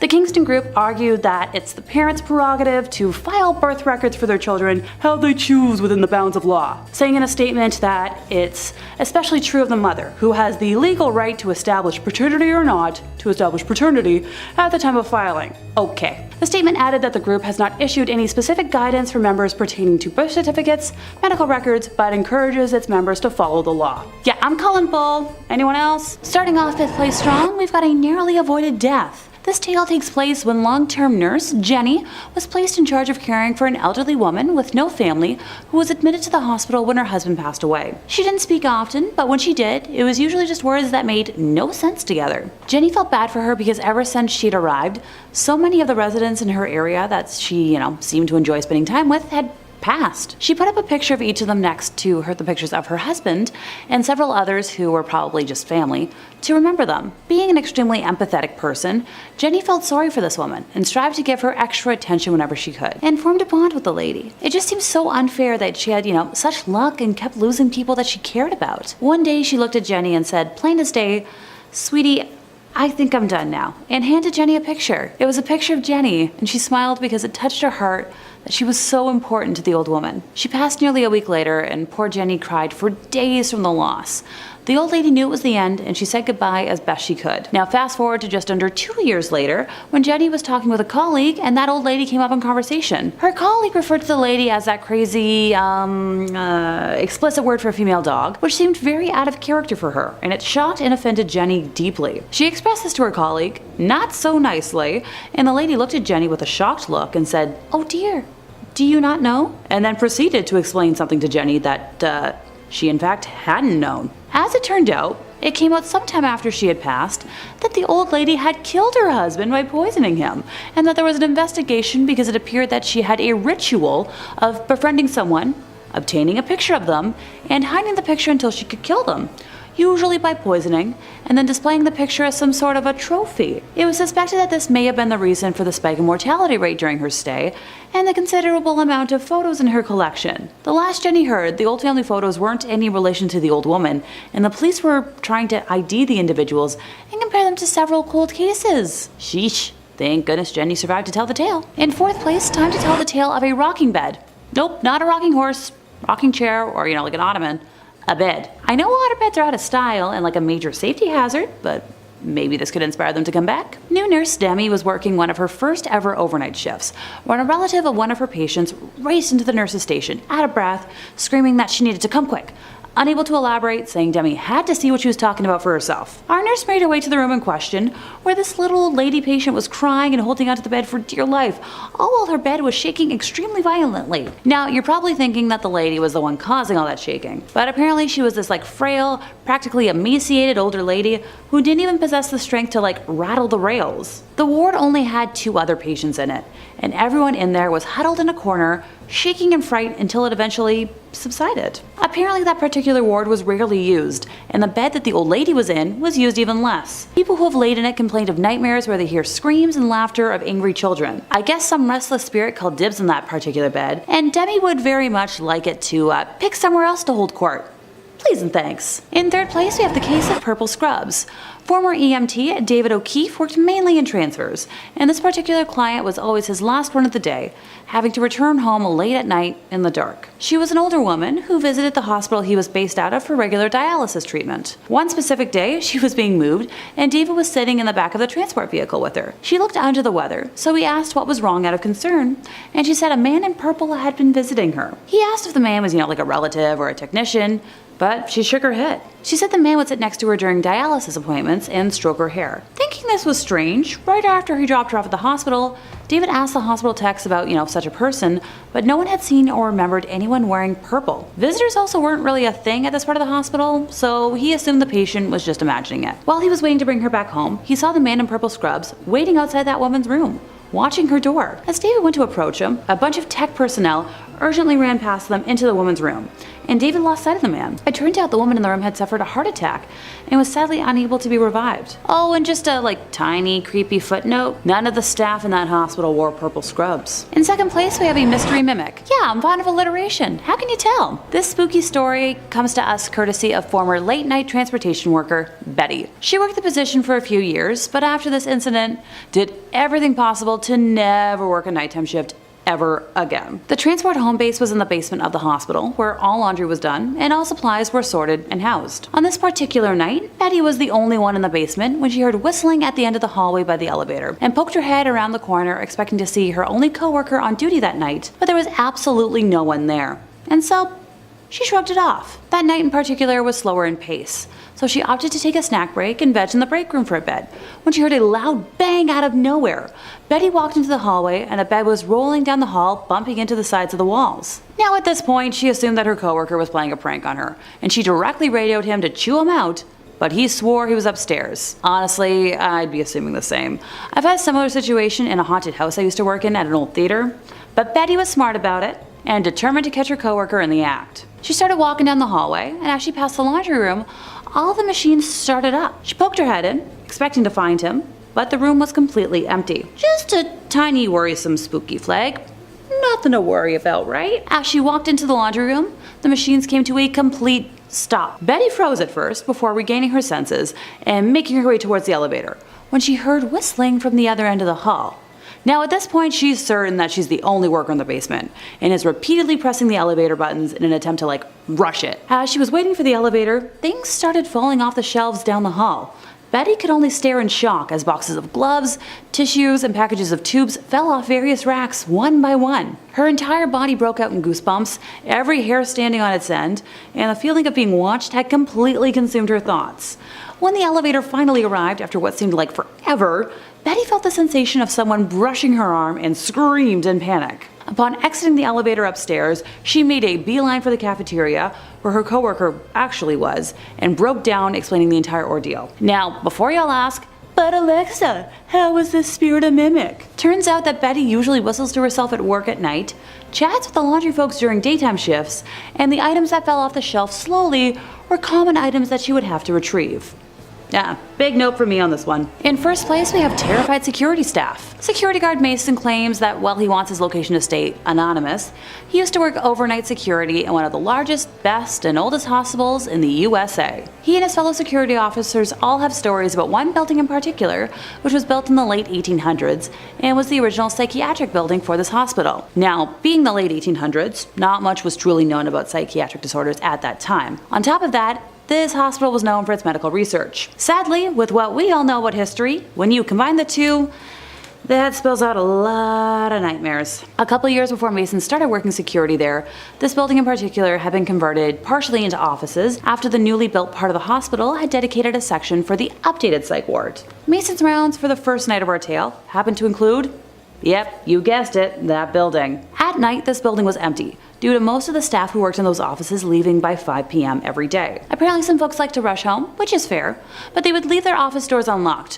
which was a big no-no, due to medical information being located in their offices. Big confidential stuff. Kinda want to keep that locked up. It was security's job to go to each floor, make sure every door was locked, and if it wasn't, to secure it themselves. Mason did his initial sweep of the building to make sure it was clear of people, and then proceeded to do door checks. The hallways were pretty narrow, so he could check both sides of the hallway's doors at once. At the end of this hallway, there were 2 sets of doors you had to go through to reach the final office, which was a dead end, so you had to come back out, go the other way. He noticed everything was secure, so he was ready to move on to the next floor. He exited the 2 sets of doors from the dead-end office and froze at what he saw. Every door that he had already checked was completely ajar, and set so perfectly so that their own weight wouldn't cause them to shut again. A single wheelchair had appeared at the end of the hallway and was facing towards the steps. Mason had heard other security officers outright reject that set of rounds due to the strange stuff that was happening, but he originally laughed it off until that night. He went around and forced the now open door shut and tried to shrug it off. Nothing else weird happened that night, and he returned the next night to patrol the miners' ward. The area was just under construction, so security was needed to make sure nobody got hurt by accident and all the workers were doing their job. Safety first. When Mason was hanging out in the break room before his shift officially started, other security guards were discussing various reports of seeing a young, human, with brown hair who would disappear randomly, and Mason dismissed this as just gossip meant to spook off the newbies. An hour into making his rounds, a foreman who had stayed late called security and asked for a security officer to come up because, quote, a youngin' with brown hair had locked himself in a room and he didn't want him to get hurt with all the open wires in there. Mason answered the call, went and unlocked the door for the foreman, and looked in a 20x8 room for about 10 minutes, and upon seeing no one, called it in as a false alarm. He attempted to shrug it off until he received a call for backup in the psych ward, and when he arrived he noticed the patient was in a state of panic near the remnants of a shattered chandelier. Now, before he had experienced the abnormal happenings in this building, Mason claims he would have written off his testimony as idiocy, but the patient claimed that something held him in that spot as the chandelier started swinging wildly until it started to fall. When it started to fall, he was let go and allowed to move, and scrambled out of the way before it hit him. Now, this was the beginning of the end for Mason, who requested to be transferred to hospitals the next day. And as much as I love the Phantom of the Opera, I don't really want it to become reality. One of my favorite things to say in accordance with that is that I love one fictional toxic tenor, and only one. Emphasis on fictional. In 5th place, time to visit a haunted house. Our lovely narrator Claire was familiar with the family, with her mom having taught the would-be clients in preschool, and was asked to cover a shift whenever the regular sitter was unavailable. Over the course of one evening in particular, 4 odd things happened. Let's count them down, shall we? First, the boys were pulling out food for dinner, and they set a container of salsa on the counter. Minutes later, while prepping food, the container burst and sent salsa flying all across the room, all over the walls, the cabinets, and the fridge. Odd, but Claire assumed it was just kind of old and some gas had built up in the container. I can't imagine that was fun to clean. Well, while she was cleaning it and the boys were in the kitchen helping her, they all heard a loud thud in the living room. Rushing as a group into the other room, they saw that 2 framed photos on opposite walls had fallen to the floor at the same time. Neither of them appeared damaged, but they both landed right on the floor. Claire propped them up against the walls, but left them alone. Weird. Later, when the entire posse was upstairs, Claire was waiting in the hallway while the boys took turns in the bathroom taking their evening showers, and suddenly she heard a weird dinging sound. She walked down the hallway and noticed that the computer in the study was turning on and off and making all sorts of weird noises. Sure, there are explanations for that, but after all the other events, Claire was very much on edge, and rightfully so. She finally got the boys to bed and went downstairs to watch TV for the rest of the time until the parents got home. As she was sitting in the living room, trying to relax her racing brain, she heard footsteps upstairs, and that's number 4. Assuming the boys had gotten up, she tiptoed upstairs to check. Their bedroom door was closed, and when she peeked inside, both boys were fast asleep in their beds. Claire went back downstairs, and within minutes, she heard the creaking yet again. The boys never called out to her, and there wasn't any noise besides that. She didn't report anything else weird happening, but I would recommend a deep spiritual cleanse of the house if I were that family.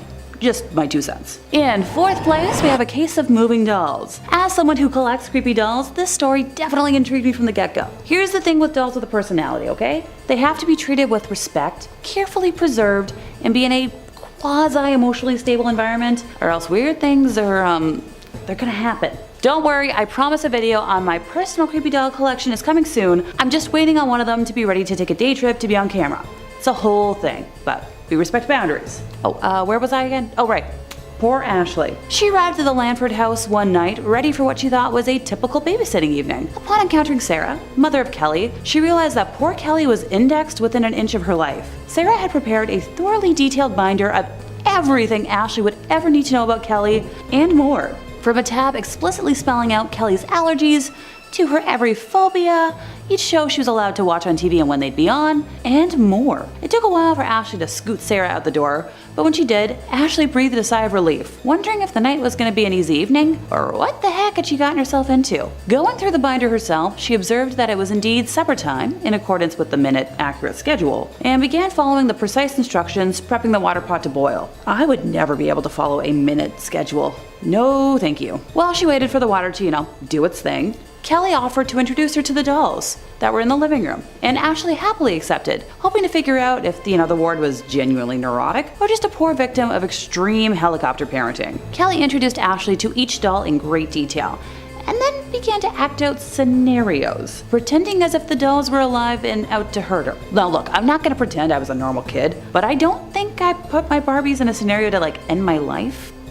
I'm thinking, yeah, I don't think so. Poor Ashley ran for the binder, flipping through the phobia and usual behavior sections in an attempt to see if there was a way to placate the situation, when suddenly, Kelly stopped, as if nothing had happened. Ashley tried prompting her, seeing what had taken over, but nothing. By this point, the pot in the kitchen had finally reached a boil, and Ashley turned her attention to making dinner, hoping that sticking to the schedule would avoid any further weird behavior. After supper was over, and Kelly was watching one of the pre-approved shows on the list, Ashley noticed that some of the dolls that were previously in the display case had disappeared, and she couldn't find them anywhere in the house. Kelly hadn't left the first floor of the home while Ashley was making dinner, so she couldn't have just run off with them. She tried to shrug it off, but the weird thoughts continued to plague her mind, and rightfully so. It wasn't until later, when the duo was upstairs, that Ashley found one of the dolls hanging upside down from a painting that was way too tall for Kelly to reach in any way, and parts of another throughout Kelly's room while trying to put her to sleep. Ashley was thoroughly terrified at this point, and yeah, ditto, and when Sarah arrived home, bolted from the house as quickly as she could. The next morning,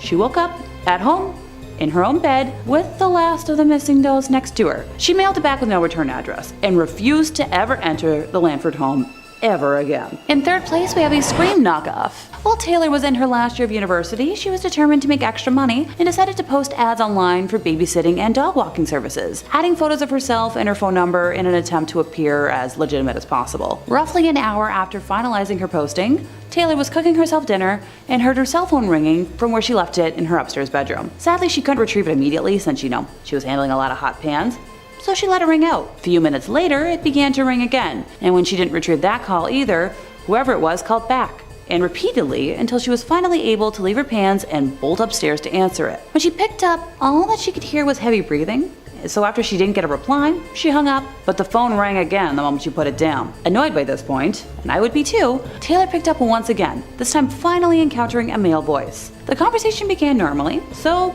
Taylor assumed that the call before was just a bad connection. He explained that he had a duo of very young offspring and wanted to know if she thought she could handle that responsibility. Taylor informed him that she had experienced dealing with poorly behaved clientele before and assured the man that she could handle what he was describing.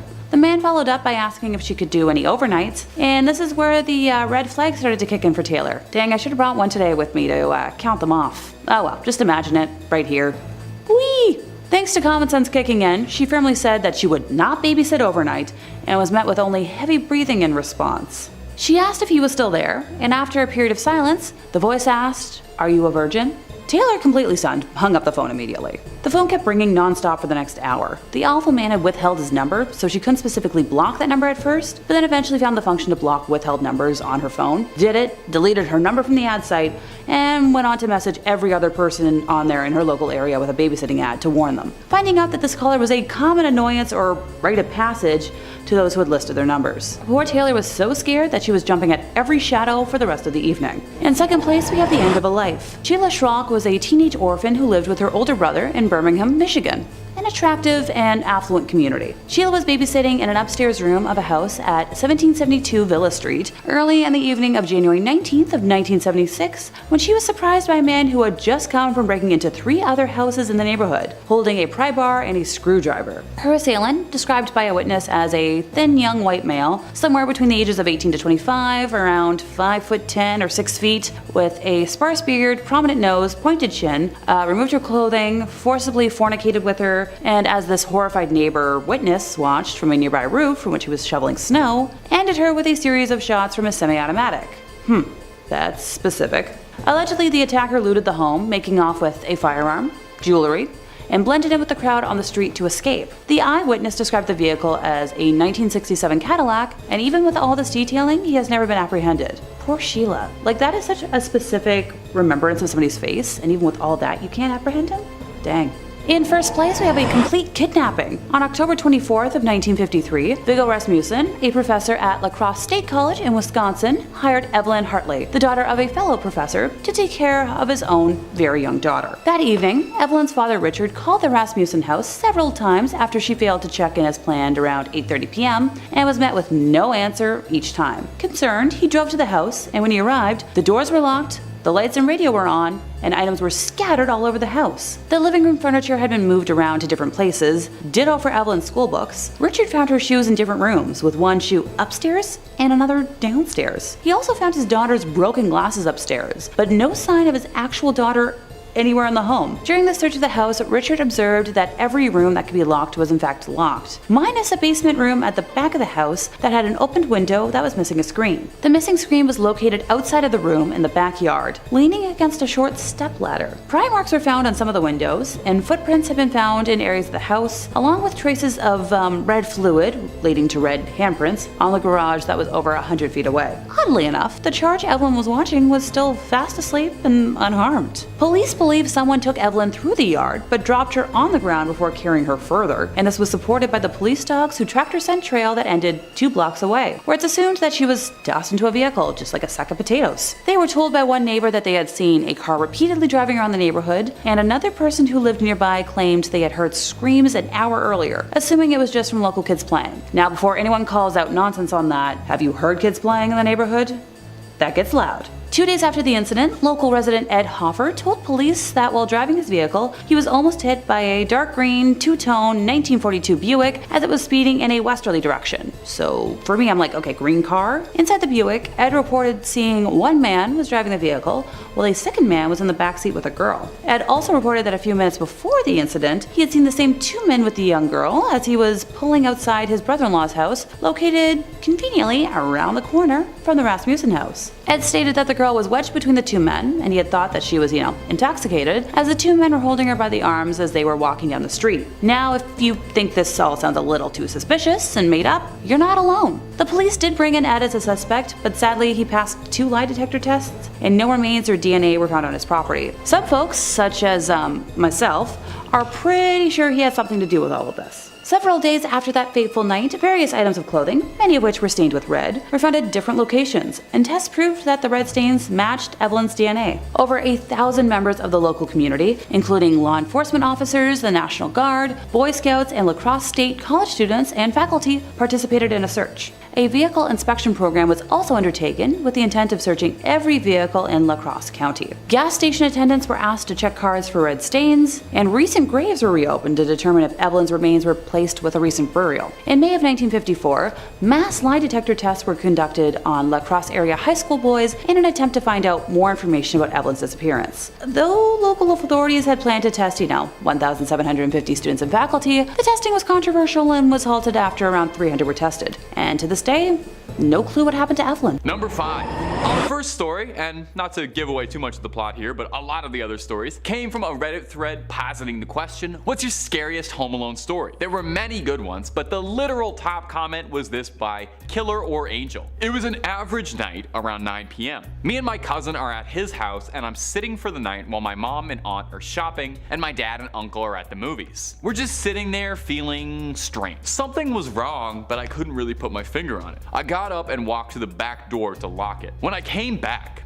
I saw what was causing that weird feeling. In the window, there was a decrepit and homeless looking man just staring into the window looking at us. My protector instincts turned on. I pretended I didn't see the guy, and I told my cousin it was time to go to bed because it was too late. I took him upstairs knowing damn well there was a man outside that wanted in. Now at the time, I was 5'8" and only about 125 pounds. I did play football at school though. If I remember correctly, I went downstairs to grab a meat tenderizer and I turned back to the window. He wasn't there. I ran to the front door and made sure it was locked, and then I ran back upstairs and went to my cousin and sat down in front of the door. He asked me what was happening, and I told him it was nothing to worry about, that he should just get some sleep. I called the cops and then my dad. The cops said they were half an hour away and my dad was 45 minutes away. I heard a window shatter and the sound of boots. I told my cousin to stay completely silent and hide under the blankets. It was horrifying. I grabbed the tenderizer and waited. About 5 minutes pass and I hear the boots walk upstairs. I heard him opening the doors to my aunt and uncle's bedroom, then the bathroom. I heard him make his way to the basement. After what felt like forever, the cops burst in, kicking the door in, and got the guy. Turned out, he was an escapee from a mental hospital a full province away. That's literally like the plotline to a horror movie. Absolutely terrifying, but good on him for having that big cousin instinct and making sure that the cousin was safe. And if you're looking for more freaky stories in this sort of vein, Top 5 Scary has all of that and then some. If you want something else a little spicier than scary stories, we got aliens, cryptids, conspiracies, true crime, anything freaky, we've done a video or two on. So hit subscribe, please hit that little bell so you don't miss a scream. But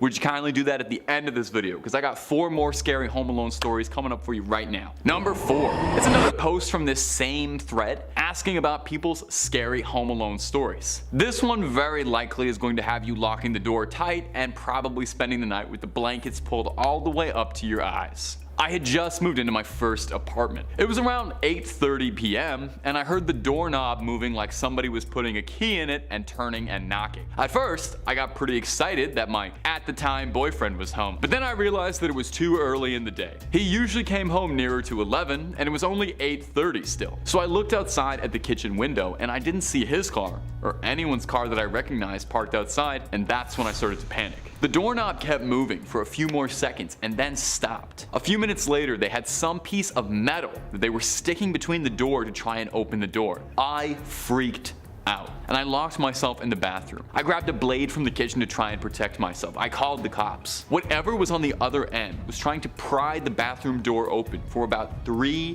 full minutes before they stopped. Interrupting the story a bit, can you even imagine how horrifying that would be? 3 minutes locked in your bathroom waiting for the boys in blue to arrive while someone's clawing at your door? This person is braver than I. For context, this video has been about 4 minutes up to this point. Imagine the entire video you just watched, but you're petrified and shaking in a bathroom. Anyway, back to the story. Eventually the cops came in and they found an elderly man roaming my apartment with a crowbar. He used to live in my apartment and he wanted a bunch of stuff back that we took when we moved in. Police told me he was delusional. I'm so thankful and glad I didn't answer to the door. To this day, my heart still skips a beat when someone knocks on my door. And mine too. I don't think I'm opening my door for strangers anytime soon. Number 3. I was home alone and my parents were out of town. We just moved into the house, so there was an empty lot next to the house with a half-built house on it. My parents were the types to always leave the door unlocked. While they were gone, I was watching TV when all of a sudden, the door that leads into my garage from the inside starts to wiggle. I put my TV on mute to listen and I see it move this time. I start freaking out and I'm kind of in shock looking for the phone. I can't find the house phone, so I search for myself. I remembered I left my charger in my parents' car, so now I am frantically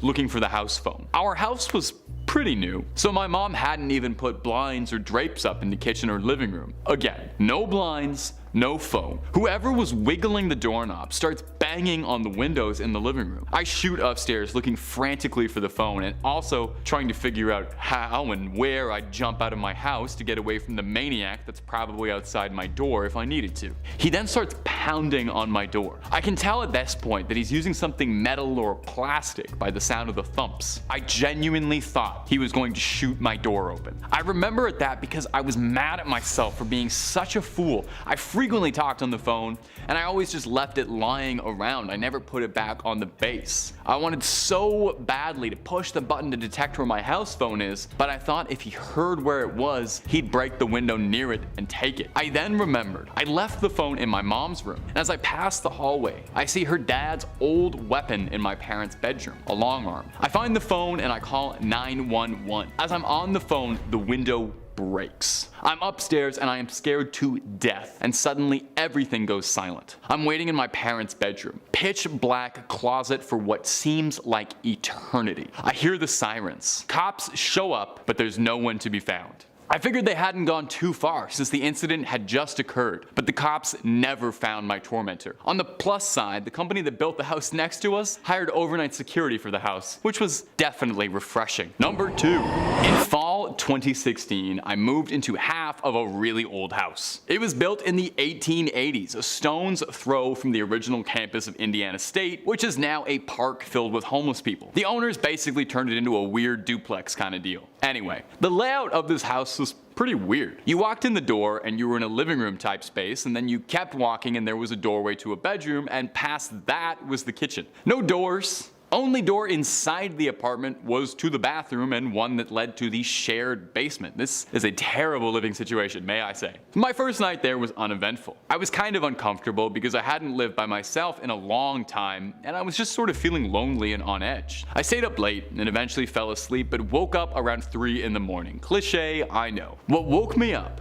sounded like a group of drummers were drumming on every flat surface of the living room. It went on for a while and I was completely terrified. It was just a cacophony of sound. After about 2 or 3 minutes, I finally gathered up the courage to get up and check on it. And as soon as I passed the threshold to the living room, it just stopped. Nothing happened the rest of the night, but I didn't get much sleep at all. A couple of days later, my friend was visiting and he was about to leave.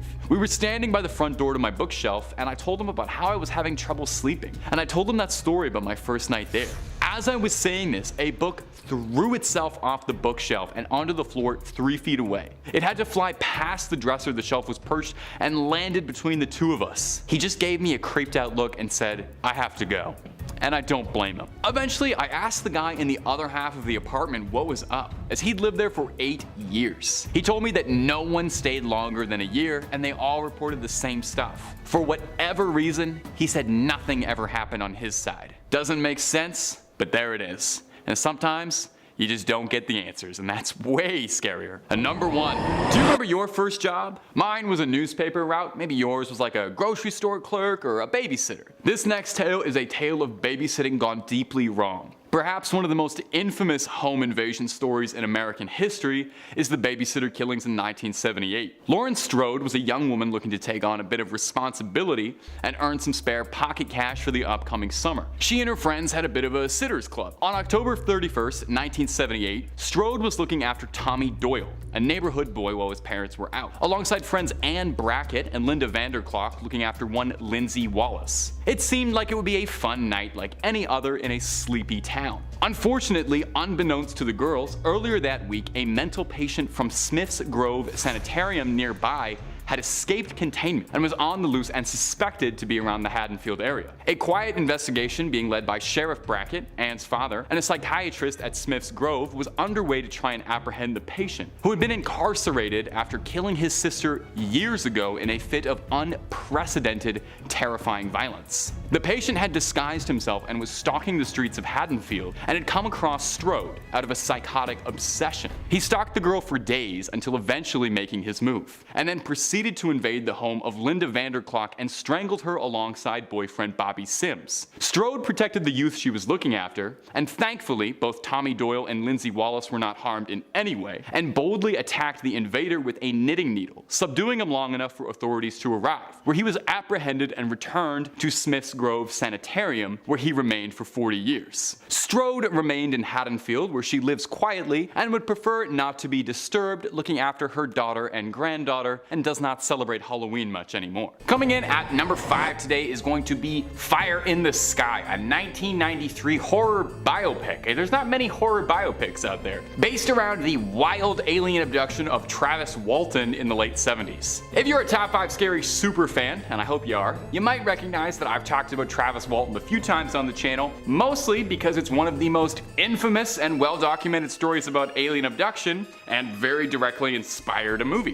In 1975, Travis Walton was working as a logger on an otherwise unmemorable day with 6 other loggers driving around in the forest when they all saw something incredibly bright shining at them through the treetops. One of the men claimed that it looked like a flattened disc, a flying saucer of sorts. And Walton stepped out of the bed of the truck to investigate and was struck by some invisible force that knocked him backwards, which caused the rest of the crew to drive off in a flurry.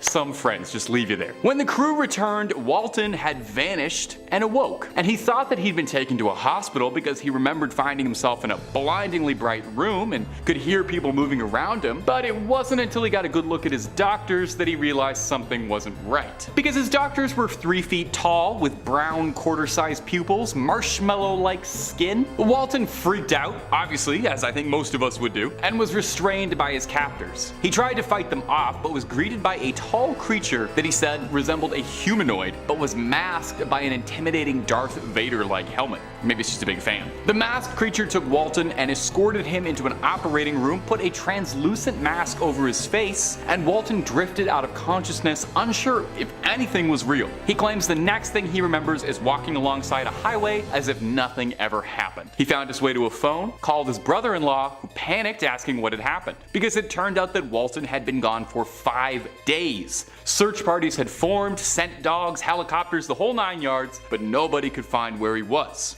As if he just blinked out of existence. And then blinked right back. Travis swore what happened to him was a real abduction and has gone on the record many times, maintained his story since that fateful week in 1975 that he was telling the truth. And if you're listening to all that and you think that story sounds really interesting and they should make a movie about it, well, do I have a movie for you. It's called Fire in the Sky. It was in 1993. I haven't seen it, otherwise I'd give you more trivia, but I bet it's pretty good. And if you're looking for more trivia about horror movies that I have seen, well, you can watch the rest of this video, but you can also click through on Top 5 Scary, where we've got loads and loads of horror movie content and pretty much just anything scary you can think of. We got videos on aliens, ghouls, goblins, Frankensteins, true crimes, all of it. Hit subscribe, make sure you hit that little bell as well, but do that at the end of this video because I got 4 more movies coming up for you. Number 4, The Hills Have Eyes. Wes Craven is a master of horror and frequently was inspired by headlines, stories, and the world around him for his terrifying horror movies. Don't be too surprised if this isn't the only mention of Wes Craven on this list. Spoiler alert, it's not. Now, one of Craven's most iconic movies is the original Hills Have Eyes, a terrifying 1977 film about a family that becomes stranded in the Nevada desert and are savagely attacked by a group of brutal raiders who've got a real taste for human flesh. Now, the film was intended to be a commentary on how even in civilized parts of the world, humans can degenerate to unfathomable violence and cruelty, and was largely inspired by a folk tale of a clan of Scottish people-eaters led by one Sawney Bean. The Bean clan lived up in Scotland sometime between the 1500s and the 1600s, and the family is thought to have killed hundreds of people in their time to cook and eat them.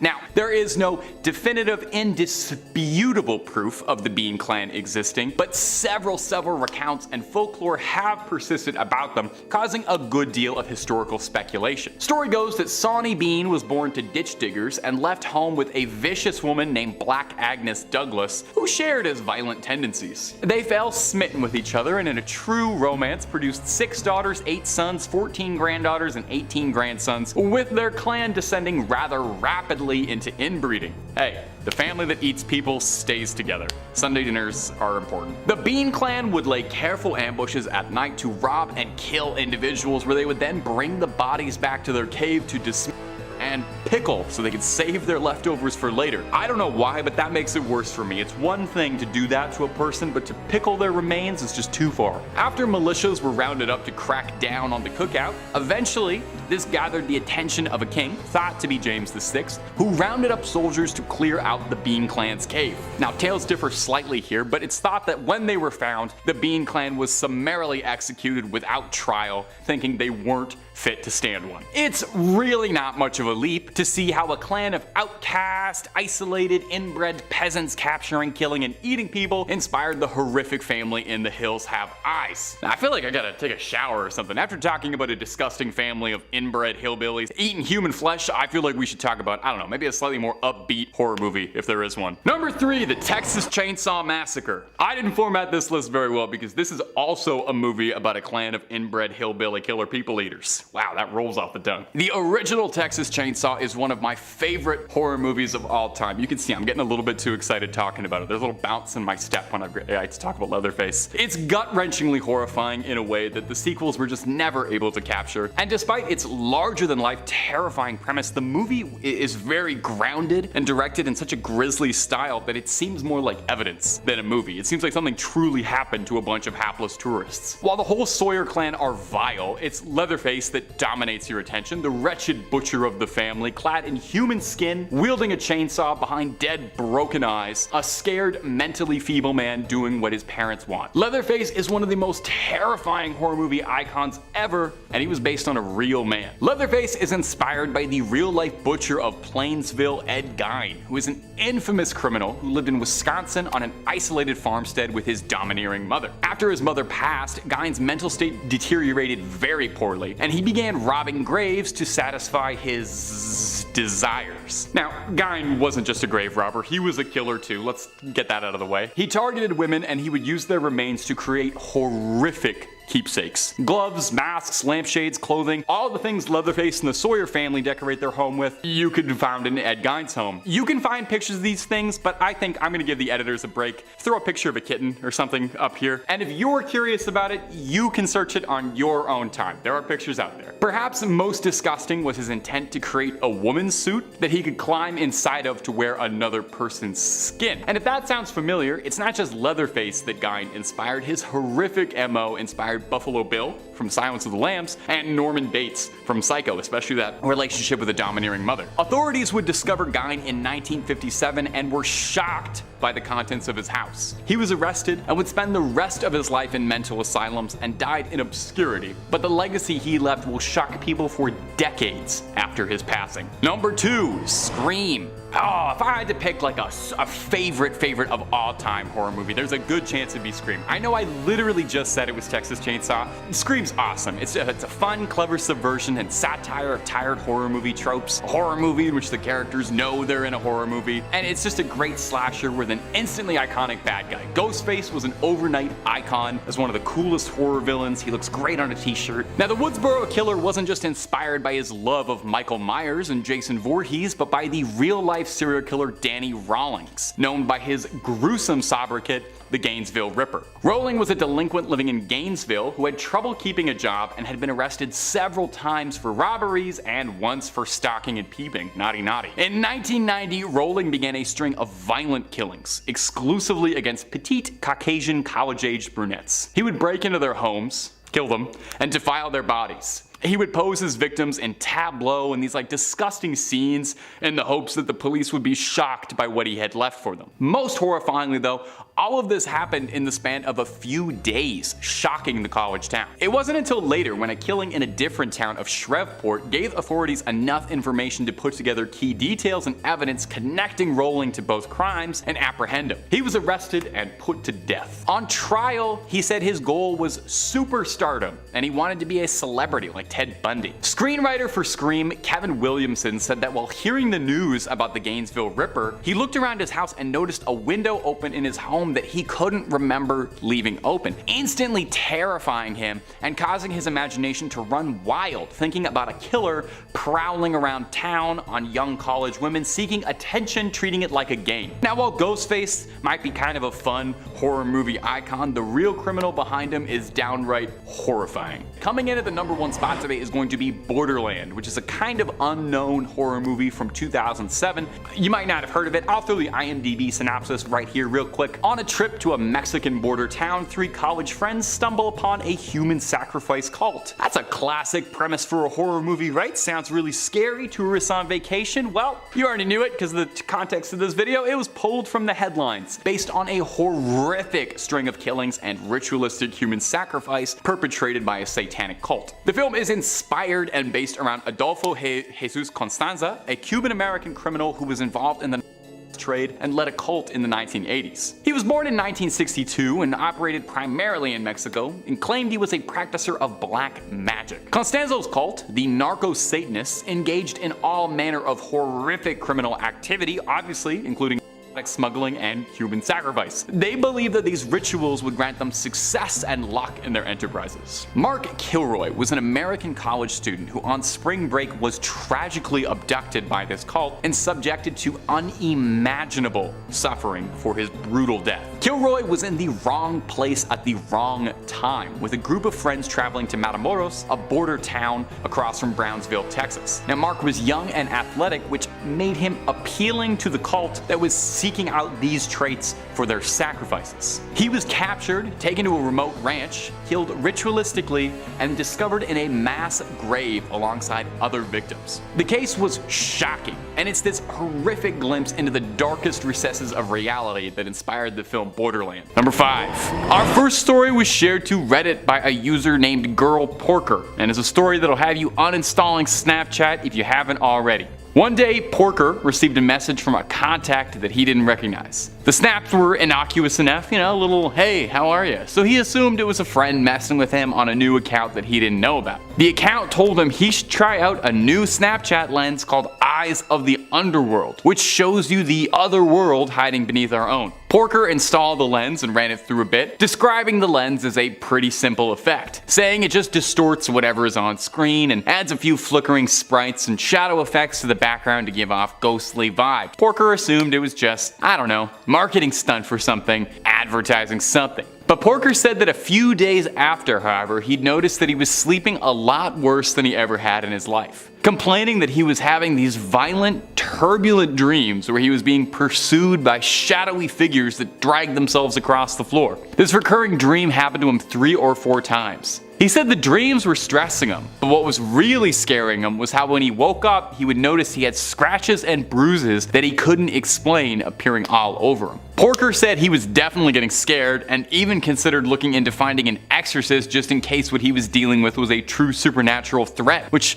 understandable. I think if I woke up with scratches all over me, I'd assume demons were involved, or my cats. Porker smudged his house with sage and attempted to clean his house, but said that this only made things worse, and he started to hear growling late at night and experiencing intense bouts of cold sweats. And in extreme action, Porker destroyed his phone. He filled it to bursting with orange juice to fry the components and hucked it into a river to free himself. Miraculously though, it seemed to work. Porker said that after that the nightmares stopped as quick as they began, and all it cost him was a new phone. I would have tried a factory reset personally before chucking it into the water, but hey, we all have our methods. I don't think a ghost can survive a factory reset. And hey, if you're looking for more ghost stories about creepy technology and all sorts of twisted things out there, Top 5 Scary has all of that and then some. If ghosts aren't your jam, we got aliens, we got cryptids, we got conspiracies, we got true crime, we got fake crime. Basically, if it freaks you out, we got a video or 2 on it. So hit subscribe, please make sure to hit that little bell as well, and I know this is a big ask, would you kindly do that at the end of this video, because I got 4 more scary Snapchat stories for you coming up right now. Number 4, the AI. This story was posted to Reddit as well. Recently, there was a new feature on Snapchat, which was that there was an AI that can talk to you. One day, I was in bed asking it absurd questions. Are you human? What is God to you? That's a very esoteric, absurd question to ask an AI. What is God to you? That is poetic. That's beautiful. It started to say, I'm sorry, I don't have access to this. I don't know where you are, and messages saying, it's just an AI and can't answer those questions. Can any of us answer what God is to us? Hard to ask an AI that. I had an idea to ask it to give me a location nearby. I sent that message knowing it was going to say it doesn't have access to where I live, yada yada yada. Here's a random location near you. It was a random set of coordinates. I copy and pasted the coordinates and I was shocked and confused that it was a field in Nebraska, my home state. I asked how it knew my state, but it said it didn't have access to my location. Days pass and I become bored of the AI, but the thoughts of these coordinates stuck with me for a few days until I knew I had to find the location. On a Saturday when I was off, I drove up to the location. I put the coordinates into Waze and drove where it told me to. And this location was in the middle of nowhere. I stepped out and followed my phone, and I was in a plain field with absolutely nothing. No houses, no buildings, no one. I looked into the distance and saw a small hill not too tall, and I thought that had to be it. As I walked towards it, I asked myself, was I expecting gold or cash? I felt embarrassed of all the time I was wasting here. I began to walk back until I heard faint cat noises, meowing. I turned behind and was shocked, and I walked back to a tunnel. This tunnel was covered in graffiti and it was too dark to see, so I shined my phone's flashlight. Right in front of me was a long, fleshy, skinless creature. It didn't look like it had eyes, but its mouth was a nightmare. It had rusted teeth and fingernails, and it stood there with its arm mangled. I ran back to the car. The next few days I couldn't sleep. I messaged the Snapchat team about finding illegal stuff, but I knew no one would believe me. I was so confused about how the AI gave me coordinates there. I tried to forget all about it until the next few weeks I started to see talk around town about missing construction workers all near a sewer.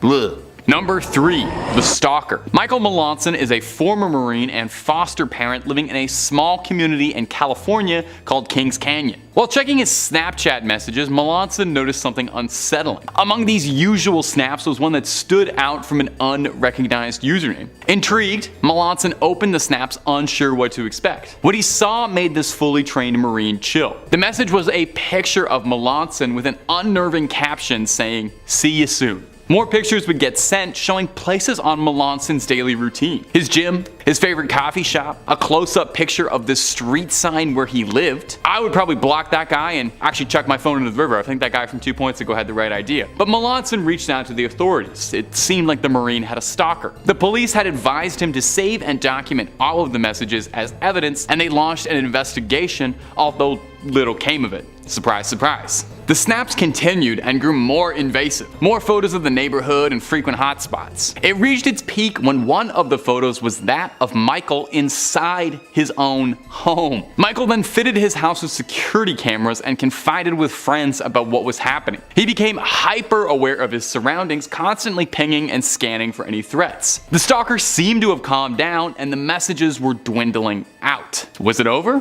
If only. Eventually, the police were able to track the IP to a location nearby. The subject was a disturbed individual with a fascination with Melanson, a young man by the name of Riley Poeta, who worked at the bowling alley Melanson lived below and frequented and did most of his business in. He was taken in. The story is a modern-day horror movie plot, a reminder that not everyone in your neighborhood is as friendly as you might want them to be, and with the right information, anyone can get a hold of you. Truly spine-chilling stuff. Number 2. Thomas Sparks. Thomas Sparks was an amateur athlete who used his Snapchat mostly to highlight his athletics and daily vlogs about his life. A gymnast trying to attain as many world records as he could, and he might have broken the record for most haunted Snapchat story out there. Dubious one. Listen to the story he posted to Reddit. One day while browsing the app, Sparks uncovered a filter he hadn't seen advertised anywhere, which allegedly would show supernatural entities on camera. A joke, obviously, just meant for fun. Sounds fun. Sparks uploaded a few videos showing off the filter, thinking it nothing more than a game. But as the days went on, Sparks noticed that even when he wasn't using his phone at all, he would occasionally catch glimpses of ghostly figures in his vision, vanishing when he tried to meet them head on. Sparks attributed it to working out maybe a little bit too hard and not getting enough rest and not drinking enough water. Stay hydrated. If you learn anything from Top 5 Scary, stay hydrated. Sparks said that after about a week after installing the filter, he began hearing faint whispers when he was alone in his bedroom, and even reported that some objects seemingly were moving on their own. A lamp moved across his bedroom, things not being where he'd left it. Sparks was growing incredibly paranoid, I think as most of us would be if we invited a ghost into our home. Thomas contacted Snapchat support, but unsurprisingly,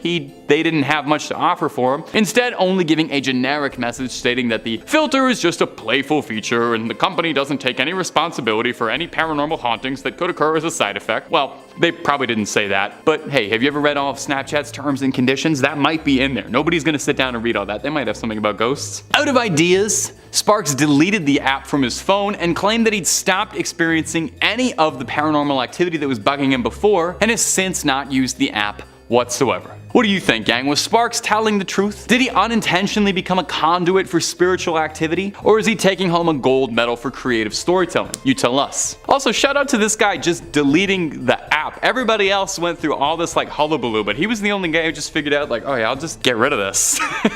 Seems way easier than anything else. And finally, number 1. Snapchat stories can be a very mixed bag. There's good odds most of what you'll see is just sponsored junk, ads for IGN, models doing their thing, you know. But every now and then you come across something that catches your eye and hooks you in. Maybe too far. That's what happened to James Brett Varney, an educator from Moncton, New Brunswick. Varney reportedly, while scrolling through stories, clicked on one from a profile he hadn't heard of called Unknown Realms. The story in question was a series of random, quickly edited, unsettling videos. Cryptic symbols, unintelligible writing and sounds, and quick flashes of people in dark robes surrounded by candles and ominous objects looking like a deleted scene out of Eyes Wide Shut. Varney was naturally unnerved by what he had seen, but brushed it off, assuming it was probably just, you know, promo for some sleeper indie horror A24 hit that your friends are all gonna say is really good, but you're never actually gonna watch. As time went on though, Varney found himself thinking more and more about the flashing images, saying that it felt like it was a dream replaying in his head over and over,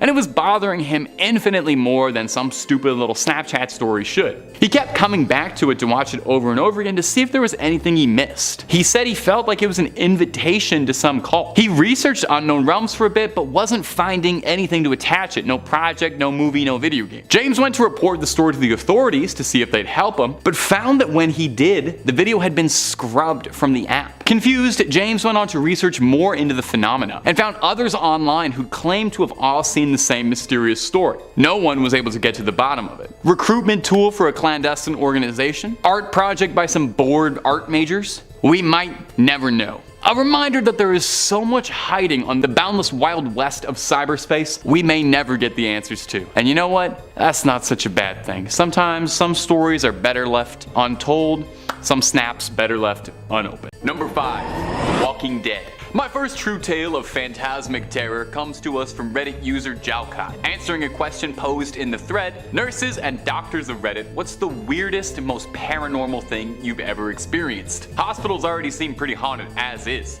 so it's no surprise that there was so many good answers. But Jalcott stood out. Take a listen. I'm a psychiatric nurse, and early on in my career, I worked at a residential mental health facility. One of our residents was an elective mute, which means that he didn't talk, but there was no medical reasoning as to why. He had spoken earlier in his life, and in fact seemed quite normal back then, with the exception of being close to 7 feet tall. He'd been raised in the deep south and joined the army when he was 19, but one night he vanished. He was declared AWOL, and eventually he was declared missing, and later officially declared dead. However, 10 years later, a 7-foot-tall man walked into a Virginia hospital ER in my part of the Midwest and said to the receptionist, "My name is Marion Deschênes, and I've been dead for 10 years. And according to the Redditor, those were the last words he ever spoke to anyone. He had shown up to the hospital covered in dust and wearing an old uniform that he'd been wearing the night he vanished. His social security had not been used at all, and he had no ID on him whatsoever. However, via fingerprints, they were able to identify him. The family was notified, but they said they had already grieved their lost man and that whoever was claiming to be him simply wasn't, and asked to never be contacted again." The nurse went on to add that Marion would pace all day, every day, moving his mouth in a way that looked like he was muttering to himself, but nothing came out when he moved his lips. He had an unnerving habit of throwing his head back with his mouth wide open as if he was laughing hysterically, but not so much as a breath could ever be heard. The nurse said she tried talking to him almost daily, and he would appear to listen, but only react by periodically throwing his head back in that laughter-mimicking way of his. Various medications and treatment plans were pursued, but nothing ever affected him. Therapy was tried as well, but all that would happen was Marion would just grin and start pacing again.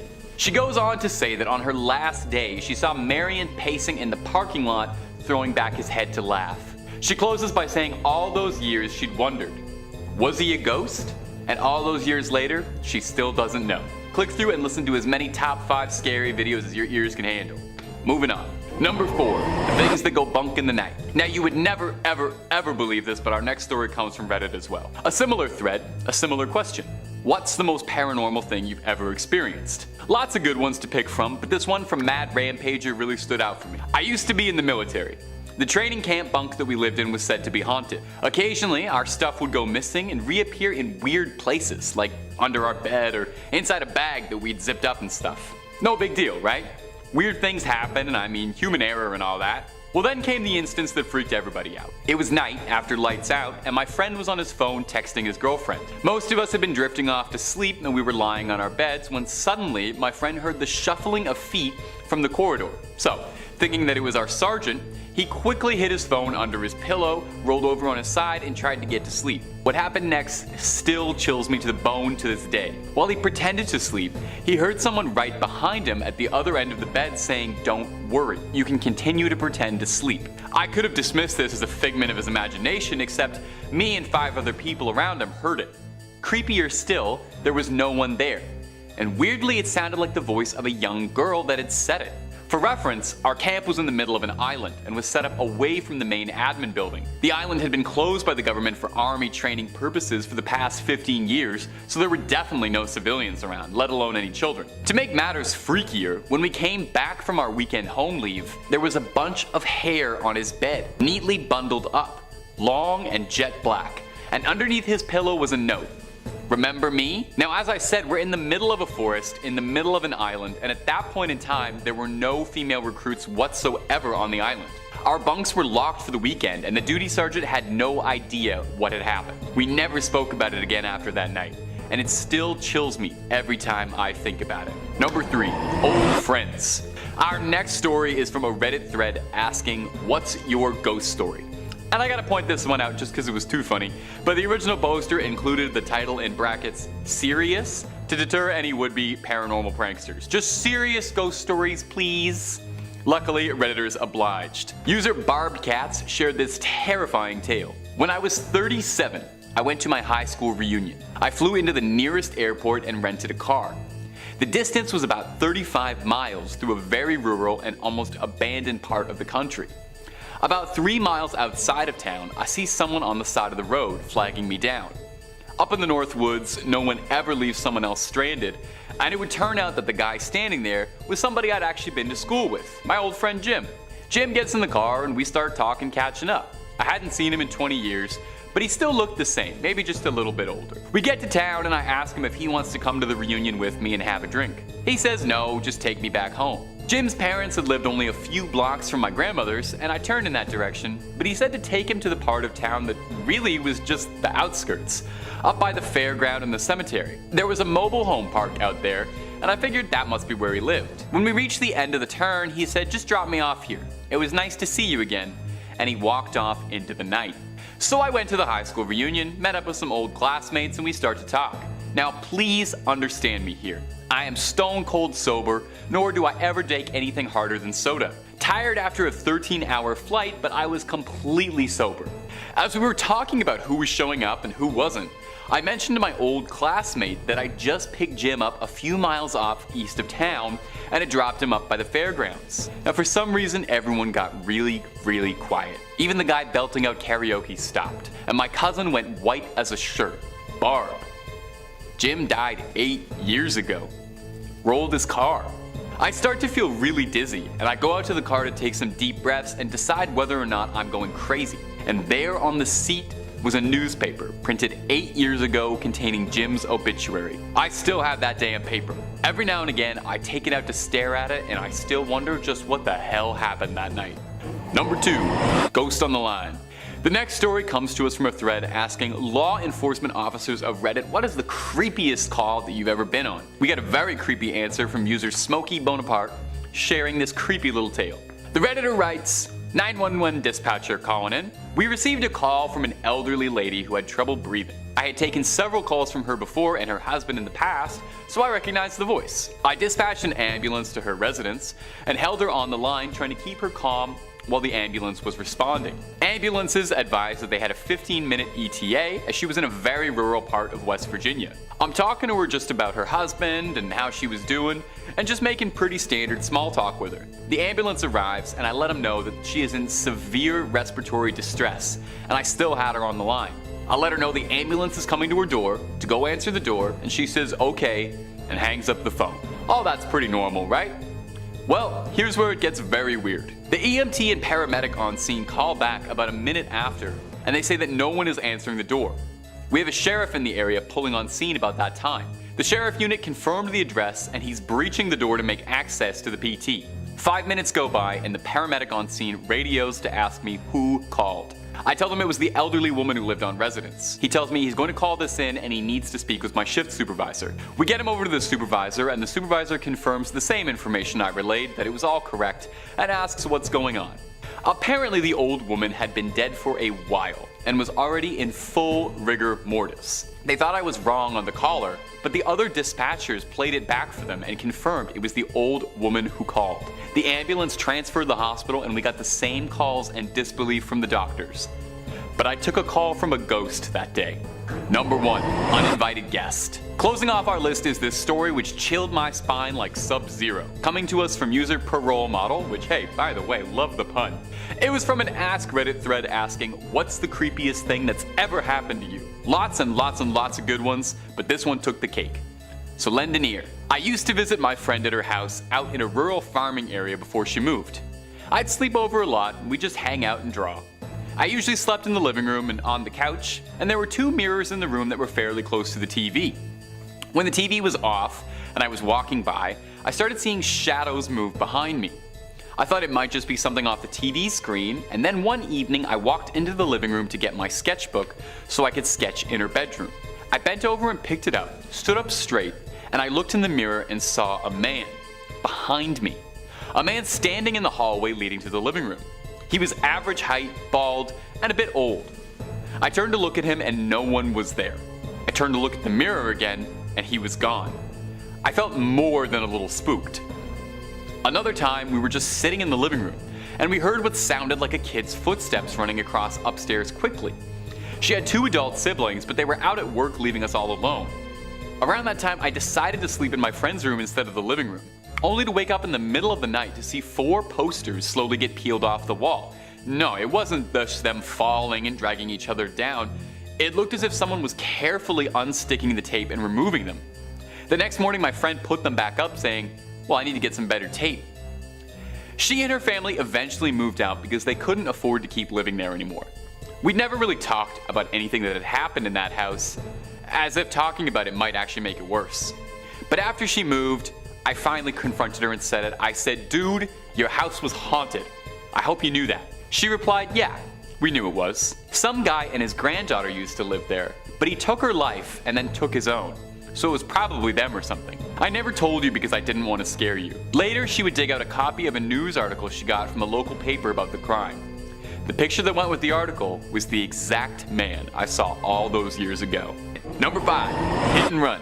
A hit and run is probably in the top 5 lamest things that can happen to you. Simpsons Hit and Run, however, fantastic. Someone hits your car and then doesn't have the decency to pull over and check in on what's wrong. Even more frustrating is to know that you'll probably never get to find out who did it unless you have the army of the internet on your side. A Reddit user named Meatheaded had experienced a hit and run and, frustrated and at a loss, turned to Reddit to try and find some answers with what little evidence he had to offer. When he posted a picture of a broken headlight to r/what is this thing, he probably didn't expect as much of a response as he got, as it was kind of an odd question. But some 400 comments later, and Redditors had managed to accurately find the model of the car down to the make, model, and year, and all of this just off of a bit of broken plastic and glass. Meatheaded then took the information and ran it through a database and found a 91 gray Cadillac that had been reported stolen. Meatheaded sent the data over to the traffic crimes unit of his local police department and were able to corroborate the data to track down the missing car and the suspect. Again, all just on a blurry photo of a broken headlight, which is downright incredible. Not only did they manage to find the car, but they also managed to connect it to a theft, busting 2 crimes with 1 post. Most Reddit posts don't get nearly that lucky. At most, you're getting a few upvotes, not solving a crime. And if you've got a love for scary videos, my friends, let us know. Subscribe to catch more of them every day, twice a day. Let's keep going. Number 4, phone scam. Now, not every crime has to be a grim one. Sometimes it's as simple as helping somebody get out of a scam. In 2019, an anonymous Redditor posted a complaint to the Reddit Bureau of Investigation subreddit, complaining that he had been scammed while trying to sell his phone privately. The Redditor had been in a bad situation, in dire straits, needed some quick cash, and was selling off an old phone to someone he'd met on a local listing site like Craigslist. He met the customer, who asked to meet late at night. Not thinking too much of it, the Redditor obliged, only to have his phone swiped quickly, and when he noticed the money he'd been given, he noticed that it was all counterfeit bills. Frustrated and scammed, he was helpless with no idea what to do. A Redditor reached out to the original poster and helped them track the number that he was given to contact the scammer. They searched through and found that it belonged to a 75-year-old man who didn't quite add up. So they did some more digging, and they found that the man who owned the phone number had one relative who happened to share a name with the scammer. Through more digging, the OP and Reddit discovered that the man had been arrested previously and had a suspended driver's license. Kind of amusingly, the original poster went back to the police with all this new information and discovered that the detectives had copied down the numbers of the scammer down completely wrong, so they were never going to be any help at all. 2 days later, they called him into the station to look at a lineup, and they'd found the phone scammer. His grandfather had been paying it off, and the relative he'd been looking into was the scammer's father. The detectives thanked him for his time, and they charged him with criminal fraud with the intent to deceive. The OP got it solved, he got the phone back, and the scammer got charged. And you got to hear about this story in this lovely video. So, win, win, win. Number 3, hit and run again. In August of 2018, a woman went out for a bike ride and tragically was struck fatally during a hit-and-run accident. There was nothing to tie a perpetrator to the scene, no cameras, no footage, no security footage. The only evidence that the police had found was a small black fragment of the vehicle that struck the bicycle, but it looked indescribable. Not knowing what else to do, Washington State Troopers tweeted out a picture of the fragment in a desperate attempt that maybe the internet's collective hive mind might be able to help them identify anything since, well, they were plumb out of ideas. The post eventually made its way to Reddit, posting to r/whatisthithing, and we know from a couple minutes earlier in this video that r/whatisthithing is really good at identifying random car parts left behind at the scenes of hit and runs. Well, lo and behold, the Reddit intelligence once again took care of the impossible, and within a while, the unlikely hero named Jess Nuts posted that it was part of a headlamp of an '88 Chevy Silverado. The Redditor clarified that he was a Maryland state inspector for years, and part of each of his inspection process was a mandatory headlamp adjustment. So he explained that he has seen a lot of headlamps in his time, and immediately recognized what part of the car it should have belonged to. With this tip in hand, it was only a few days later, on August 14th, 2018, where the state troopers tweeted out that they were able to make an arrest after Reddit users identified the broken car part, leading them to the driver, who was swiftly apprehended. The driver had been driving very tired, allegedly, and didn't look back after he'd hit someone because he didn't want to see a body. Not really a great excuse. He was sentenced to 4 years. It may not provide all the closure for the family, but thanks to the help of some Reddit detectives, the case was able to be closed and some justice was able to be served. Number 5 on this list is Unresolved Mysteries. Unresolved Mysteries is a subreddit that is exactly what you'd expect based on the name, a bunch of creepy and scary mysteries that have never been fully resolved. Now, I've always inherently understood that law enforcement isn't perfect and that things fly under the radar that we don't know about and might not ever find out. Criminals get free and crimes remain unsolved for years, and that's just something that we sort of need to accept. However, looking at this subreddit just makes you understand how many crimes actually go unsolved, and the number, it's truly unsettling. So many of these posts are of people being murdered, disappearing, things being stolen, criminals breaking out of jail, all of these unlawful actions that have just never been solved. Like, I guess I'm okay with a few crimes not getting solved, but this is actually crazy, guys. Now, granted, there are some things on here that are just kind of cool mysteries, like artifacts that have gone missing and stuff of that nature. But most of the posts here are super dark and really make you question the law enforcement that we have in place right now. Just scrolling down through this subreddit, here are some of the topics that I'm talking about. We have assassination, then we have skeletal remains getting found, then we have a Jane Doe being found, and then it's a disappearance, then it's 6 unresolved murders. Like, this is some seriously dark stuff, guys. Honestly, I'm not praying before I read this subreddit, I'm just praying in general that law enforcement can start solving some of these things.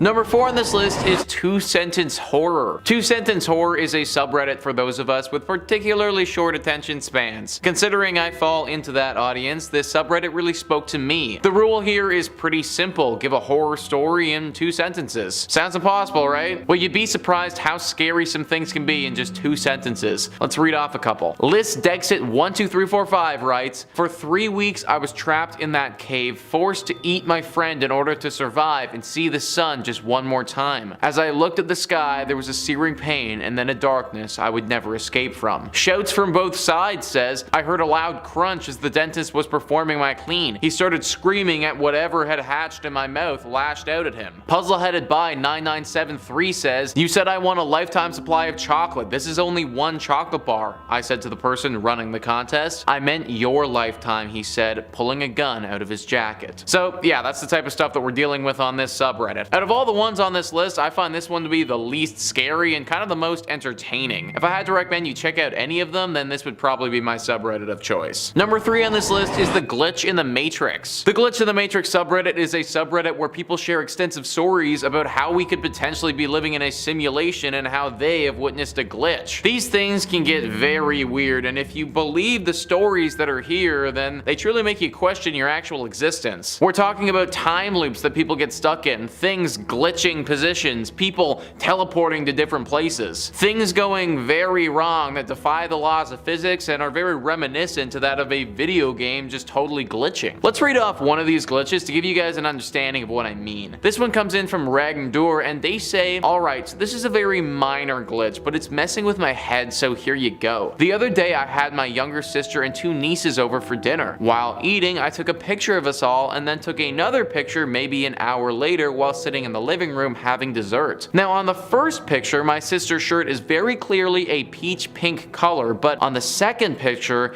it's a dark mint green / turquoise color. Now I confirmed with everyone that she did not switch shirts, and you can clearly see that it's the same one / cut. I thought maybe the phone camera was off or there was a filter causing it, but everyone else's clothes look the same, so that doesn't make any sense. None of us have any idea how she's wearing different colored clothes in these 2 pictures, so who knows, maybe I've had my first real glitch. This is a super minor glitch, but it's things of this nature that just don't make any sense at all. If you actually believe what these people have written, then it really does start to make you wonder, are we truly living in the Matrix? Number 2 on this list is Creepy Wikipedia. This subreddit is definitely up there as being one of the weirdest online. The whole goal of this subreddit is to find the creepiest and scariest Wikipedia pages in the world and then share them with the world. Wikipedia pages that frankly we probably don't ever need to see. Let's just go down a little rabbit hole here of Wikipedia pages that you might find if you visit this subreddit. Well, let's see. One of the first thing that pops up is this horrifying Tenor Life airport disaster where we learn about how 583 people died in a plane accident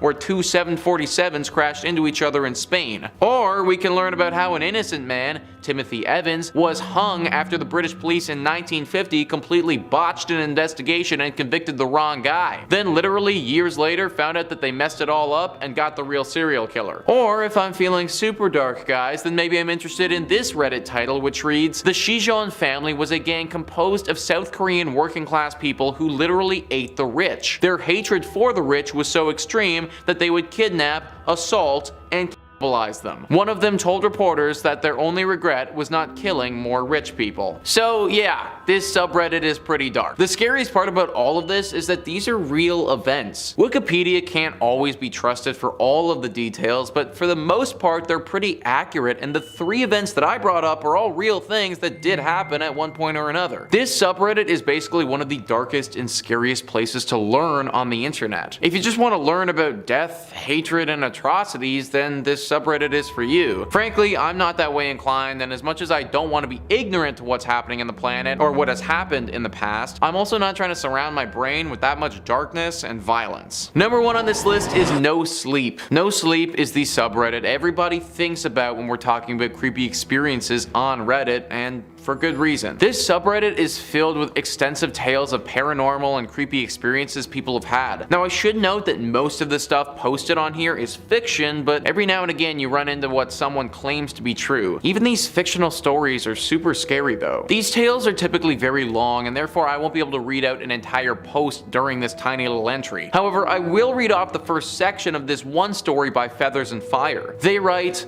I lazily flicked the last watched video away, a cat wearing a helmet fashioned out of a melon, and a live feed takes its place. It's dark, with torches or headlamps making almost a strobing effect in some crusty old building. Ghost hunters or something like that? Not my thing. I raise my finger to scroll again, but at the last second, something catches my eye that stops me dead. The camera pans past a black and white framed photograph on the wall. It's my grandparents on their wedding day. I sit stock still, watching intently as the camera moves forward. I would recognize that photo anywhere, having examined it countless times as a child visiting their farmhouse. It was my favorite picture out of any hanging on their walls. Now that story, as you can guess, probably doesn't end as a fun and warming tale of this person's grandpa and grandma. It was a very well written post for sure, and gets very dark and scary very soon. If you decide that you want to read the full thing, then just be aware that you may not be getting a ton of sleep tonight. Just a warning. Coming in at number 5. Bug-eyed. We love a good pun from time to time, but this one might just stick with me for the rest of my life. As a person who's worked at swimming pools and summer camps, I've seen all sorts of different stuff get into people's eyes, from sticks, rocks, chlorinated water, bird droppings, and of course,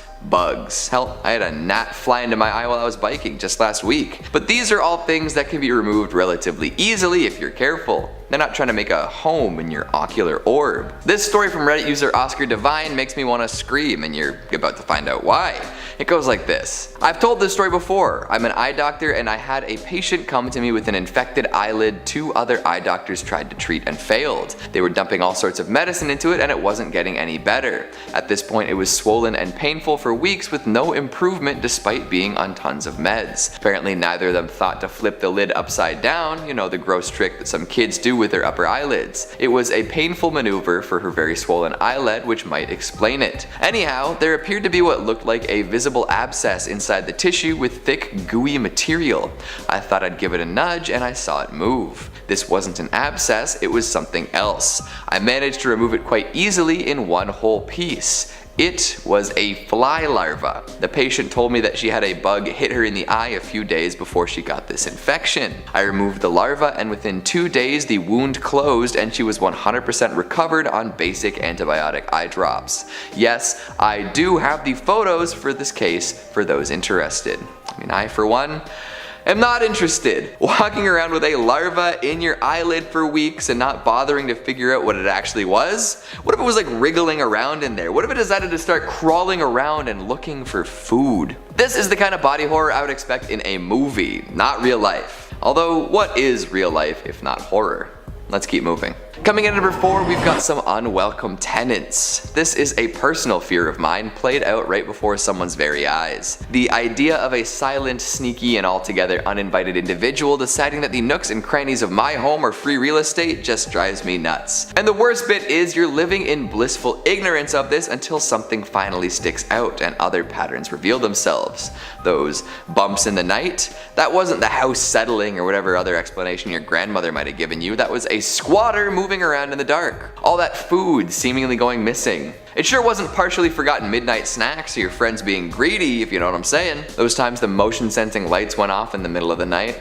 Not mice, raccoons, or squirrels. Boy, oh boy. User IEAMS85 told their tale in a thread about this particular occurrence. For about a year I lived in a house with 4 housemates. We had a pretty big backyard with a garage and a tool shed that we never used, ever. We also had motion detector lights. 2 of my housemates were very superstitious and believed in ghosts and spirits and such. They also liked to get high on different substances. The lights in our backyard would go off randomly. I assumed it was animals, my housemates were sure it was a ghost. One of them told us she'd seen a man ghost looking through our window when she was high on shrooms. They thought it was scary, I thought nothing of it because, well, yeah. A few nights later, drunk me thought I saw a man through the mesh door to the backyard. I just thought my mind was playing tricks on me because my housemates kept talking about the ghost. Eventually I moved out to go back to my home country and about 6 months after that I FaceTimed with one of the housemates. Turns out we hadn't seen a ghost. A homeless man had been living in our tool shed for God knows how long. Gave me the creeps for sure. All this happening pre-pandemic is horrific, right?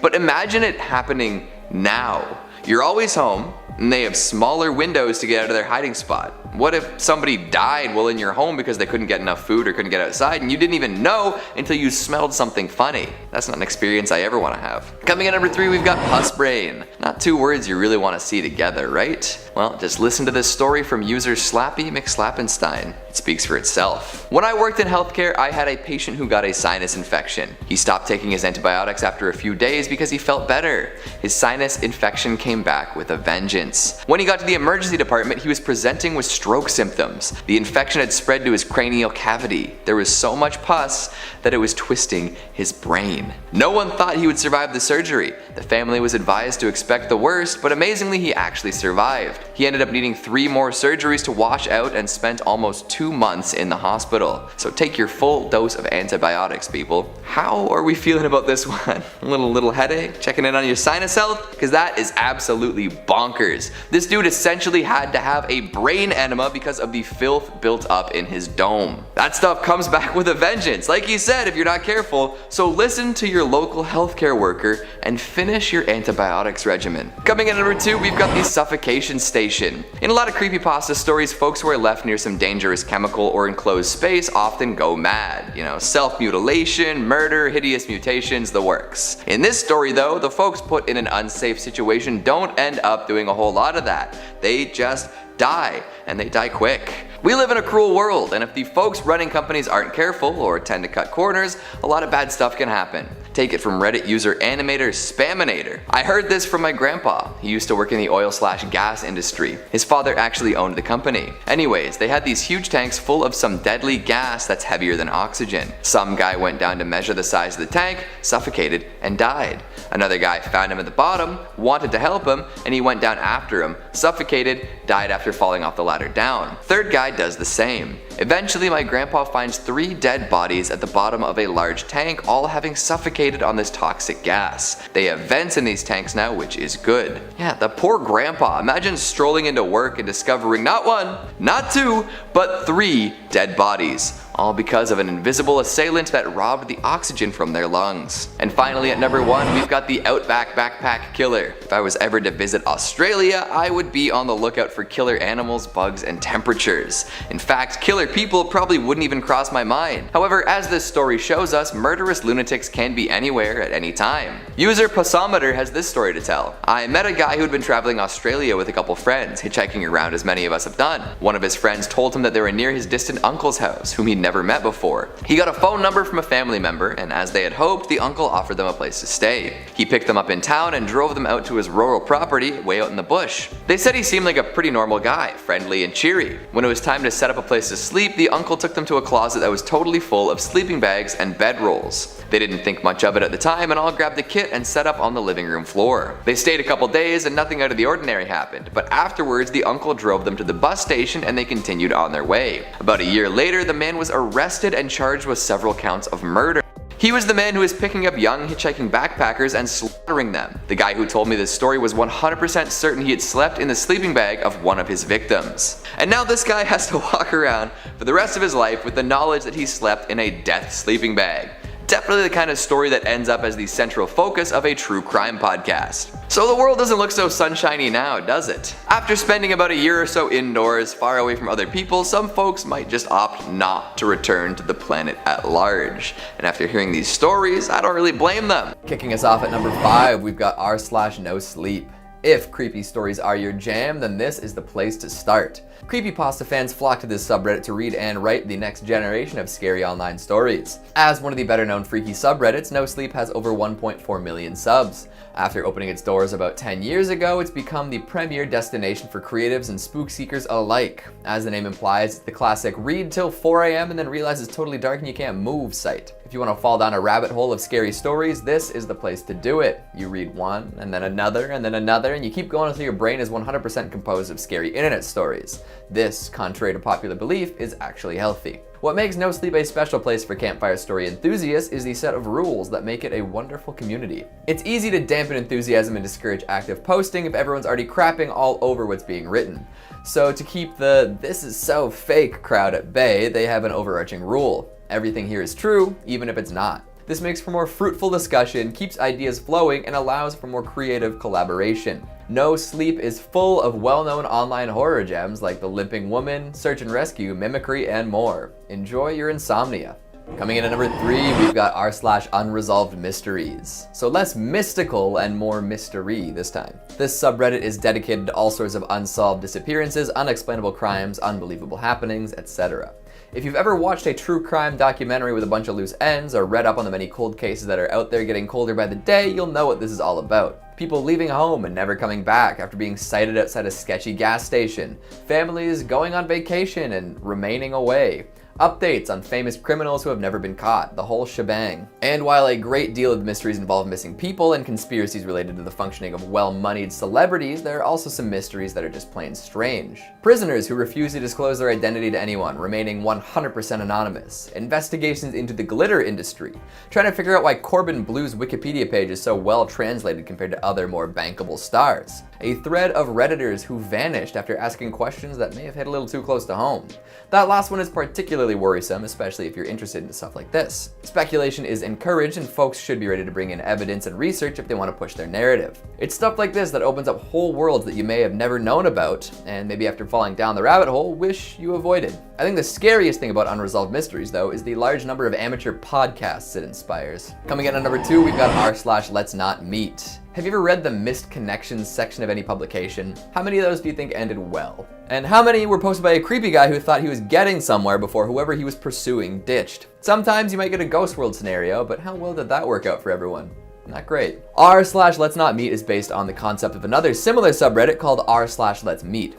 Basically a giant online classified ad board where folks who are really into an interaction with an individual can try their hand at meeting a second time.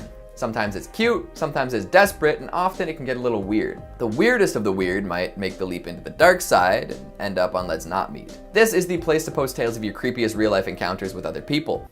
Let's face it, people are weird and bad. Not always, but everyone's got a story about a person they hope they never see again. Whether it's a bad time at a party or a first date gone terribly wrong, the world is full of freaks and creeps who don't seem to understand how socialization works. Stalkers, peeping toms, and overly aggressive barflies all find their homes here. And what makes it extra disturbing is the fact that people are told not to exaggerate. This is not a place to hone your story writing craft. Instead, it's a place to recount actual events as they happened, which, when you think about it, is much creepier than any scary story. Some of the most haunting stories involve people coming within inches of death. I've seen more than one post about someone being somewhere moments before disaster, running into killers moments before they take down their victim, seeing kidnappers and sexual predators scoping out targets, human traffickers canvassing for their next score. It's terrifying to consider how close we may all be to disaster when out and about. And the tales from Let's Not Meet are a chilling reminder. And finally, at number 1, we've got r/50/50. Heaven or hell, what's it gonna be? 50/50 is basically a long list of high-stakes coin flips. Guess correctly and you're no worse off. Guess wrong and you could be psychologically scarred forever. You're risking your sanity for fun. Each post presents you with 2 options, something nice and harmless or something NSFW or NSFL. I didn't even realize there were tags for things not safe for life.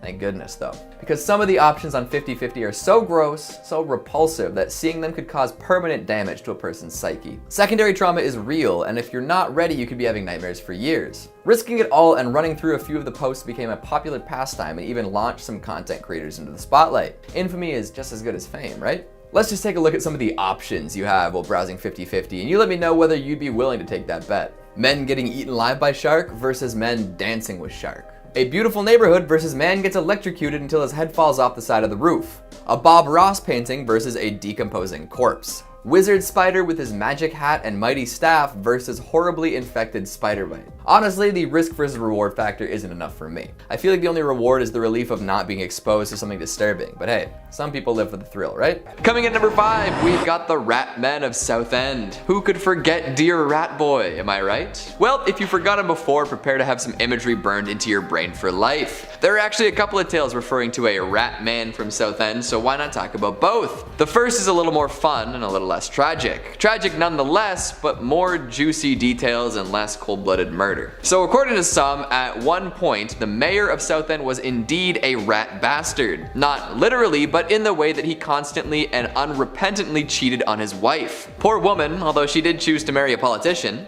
So as divine punishment for this mayor's consistent adultery, his son was born with a rat face and a long tail. This did not sit well with the social climbing couple, but what could they do? For a while they would feed their son the only thing he craved: meat. This rat boy would chow down on raw flesh like nobody else. Eventually they realized they couldn't possibly raise a meat-eating rat lad in full view of the public, so the mayor had an underpass with secret chambers built just for his rat son. And for the rest of his days, Rat Boy lived in the dank, dark underpass, attempting escape and scaring anyone who dared pass through. He eventually grew into a rat man in his own right, and even killed a few folks for food. The legend persists, with some night tours insisting that they stroll the underpass in case he decides to come out at night. Yeesh. The second story has more to do with the man and also rats, but I'll tell it anyway. Apparently there was an old man also living below an underpass. He had no belongings save for his clothes and a blanket, and he did his best to stay hidden away. However, one day a group of rowdy teenagers came across this man and mercilessly beat him. Once he was incapacitated, they stole his blanket and left him to die in the cold. Unable to move due to his injuries, the man eventually did succumb to hypothermia. Following his death, hundreds of rats emerged from the shadows to consume his lifeless body. Thus began the legend of the Rat Man, consumed by the scurrying dark masses that plague the city. Some say that you can still hear strange scrabbly noises near that underpass. Could it be the descendants of those rats looking for more human flesh? Or maybe it's the ghost of the rat man himself, crawling around, disemboweled and confused. Coming in number 4, we've got fairy dogs. Doesn't that just sound lovely? Like a little dachshund puppy with little Tinkerbell wings? Well, that is not what these fairies are like. Of course, the fairies that folks see in Disney movies are much friendlier than the ones from folklore. Fairies of legend are often mischievous, looking to cause trouble in best case scenarios and trying to ruin people in harsher cases. So it stands to reason that fairy dogs might not be so sociable. No belly rubs or ear scratches will make these fearsome canines friendly. See, there's an idea out there that crossroads are the door to another world. If you make the wrong choice or linger too long, you might find yourself staring down a fairy, a demon, or a god. Not necessarily what the average person wants, you know? These otherworldly beings usually live their lives unseen and unsensed by us, but at crossroads their actions might become more apparent. Some crossroads might even feature a fairy dog or two. These four-legged fiends guard the entrance. They're known for glowing bright green, making sure you don't mistake them for a regular dog. And if you see one, it's best to turn around. They'll bark twice as a warning. Alright, 2, remember that. And don't worry if you think you might miss one of these barks, they're as loud and commanding as they come. But if you do not heed this warning and the dog gets out a third bark, you are doomed. Sure, good things come in threes, just not this time. Hey guys, if you're liking the video so far, make sure to give it a big thumbs up, it really helps us with the algorithm. On with the list. Coming in number 3, we've got the knocker. You would think that mining is scary enough as is, right? Heading into underground tunnels to blast away at rocks until you find some useful materials, hopefully not getting caved in, probably not running out of oxygen, etc. Well, this dangerous career comes with its own share of folklore too, just to make sure that some unexplainable spooks become even spookier. The knocker is a mining monster. Based on the sounds of underground work, it is a spirit that lives within the same tunnels that the helmet-wearing workers descend into every day. Apparently the knocker is the ghost of a tin miner.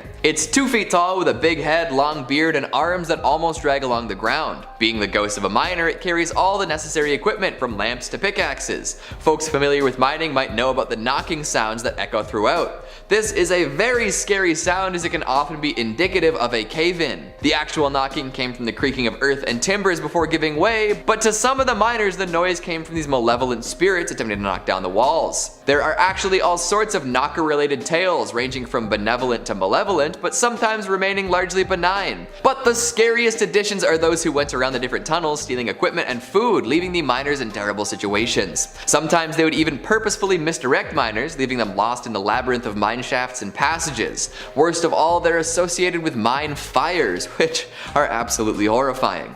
So make sure you toss the last bite of your meat pie into the mine for the knockers, lest you find yourself in a whole world of trouble. Coming in at number 2, we've got boggarts. Nasty, nasty creatures these ones are. A lot of folks are familiar with them thanks to the Harry Potter universe, but the idea of rotten little buggers ruining everything has been around for a lot longer than that. Household spirits looking to cause as much trouble as possible, boggarts are something nobody ever wants to deal with. They're famous for making possessions disappear, causing milk to sour, and having dogs walk lame. Definitely not fun. And once you've found yourself in the upsetting company of one, good luck getting rid of it. They will stick with your family no matter where you go, no matter how far you run. Your things will keep disappearing, your food will keep going bad, and you'll always be haunted by the knowledge that an awful little shit is making all of it happening. But don't even think about reasoning with a boggart. Sure, they were once helpful brownies or silkies, but something offended them or caused them to feel mistreated, and now they are just pure bad. Even if you offer to make a deal or treat it nicely from now on, it will respond very negatively. It will get furious and wreck all of your stuff in one go instead of doing it mischievously over the course of many years. So yeah, it's like a poltergeist you can't escape, but somehow worse. Folks that have to deal with these, not happy folks. And finally at number 1, we've got Black Shuck.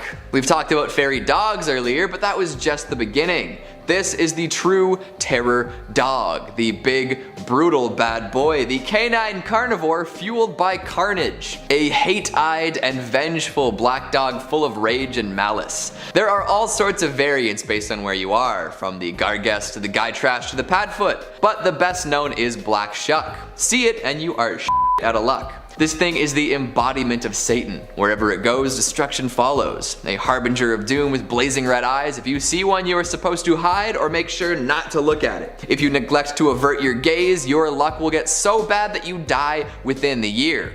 Holy smokes, right? There's one tale from a Suffolk church that tells of a black shuck visit during 1577. The enormous dog came running in, killed a man and a boy, and caused the steeple to collapse through the roof. It then left in a hurry, leaving dark scorch marks in the door. And that was just one little tale. Even if you're a dog person, you do not want to run into one of these. Something tells me that a treat won't smooth things over.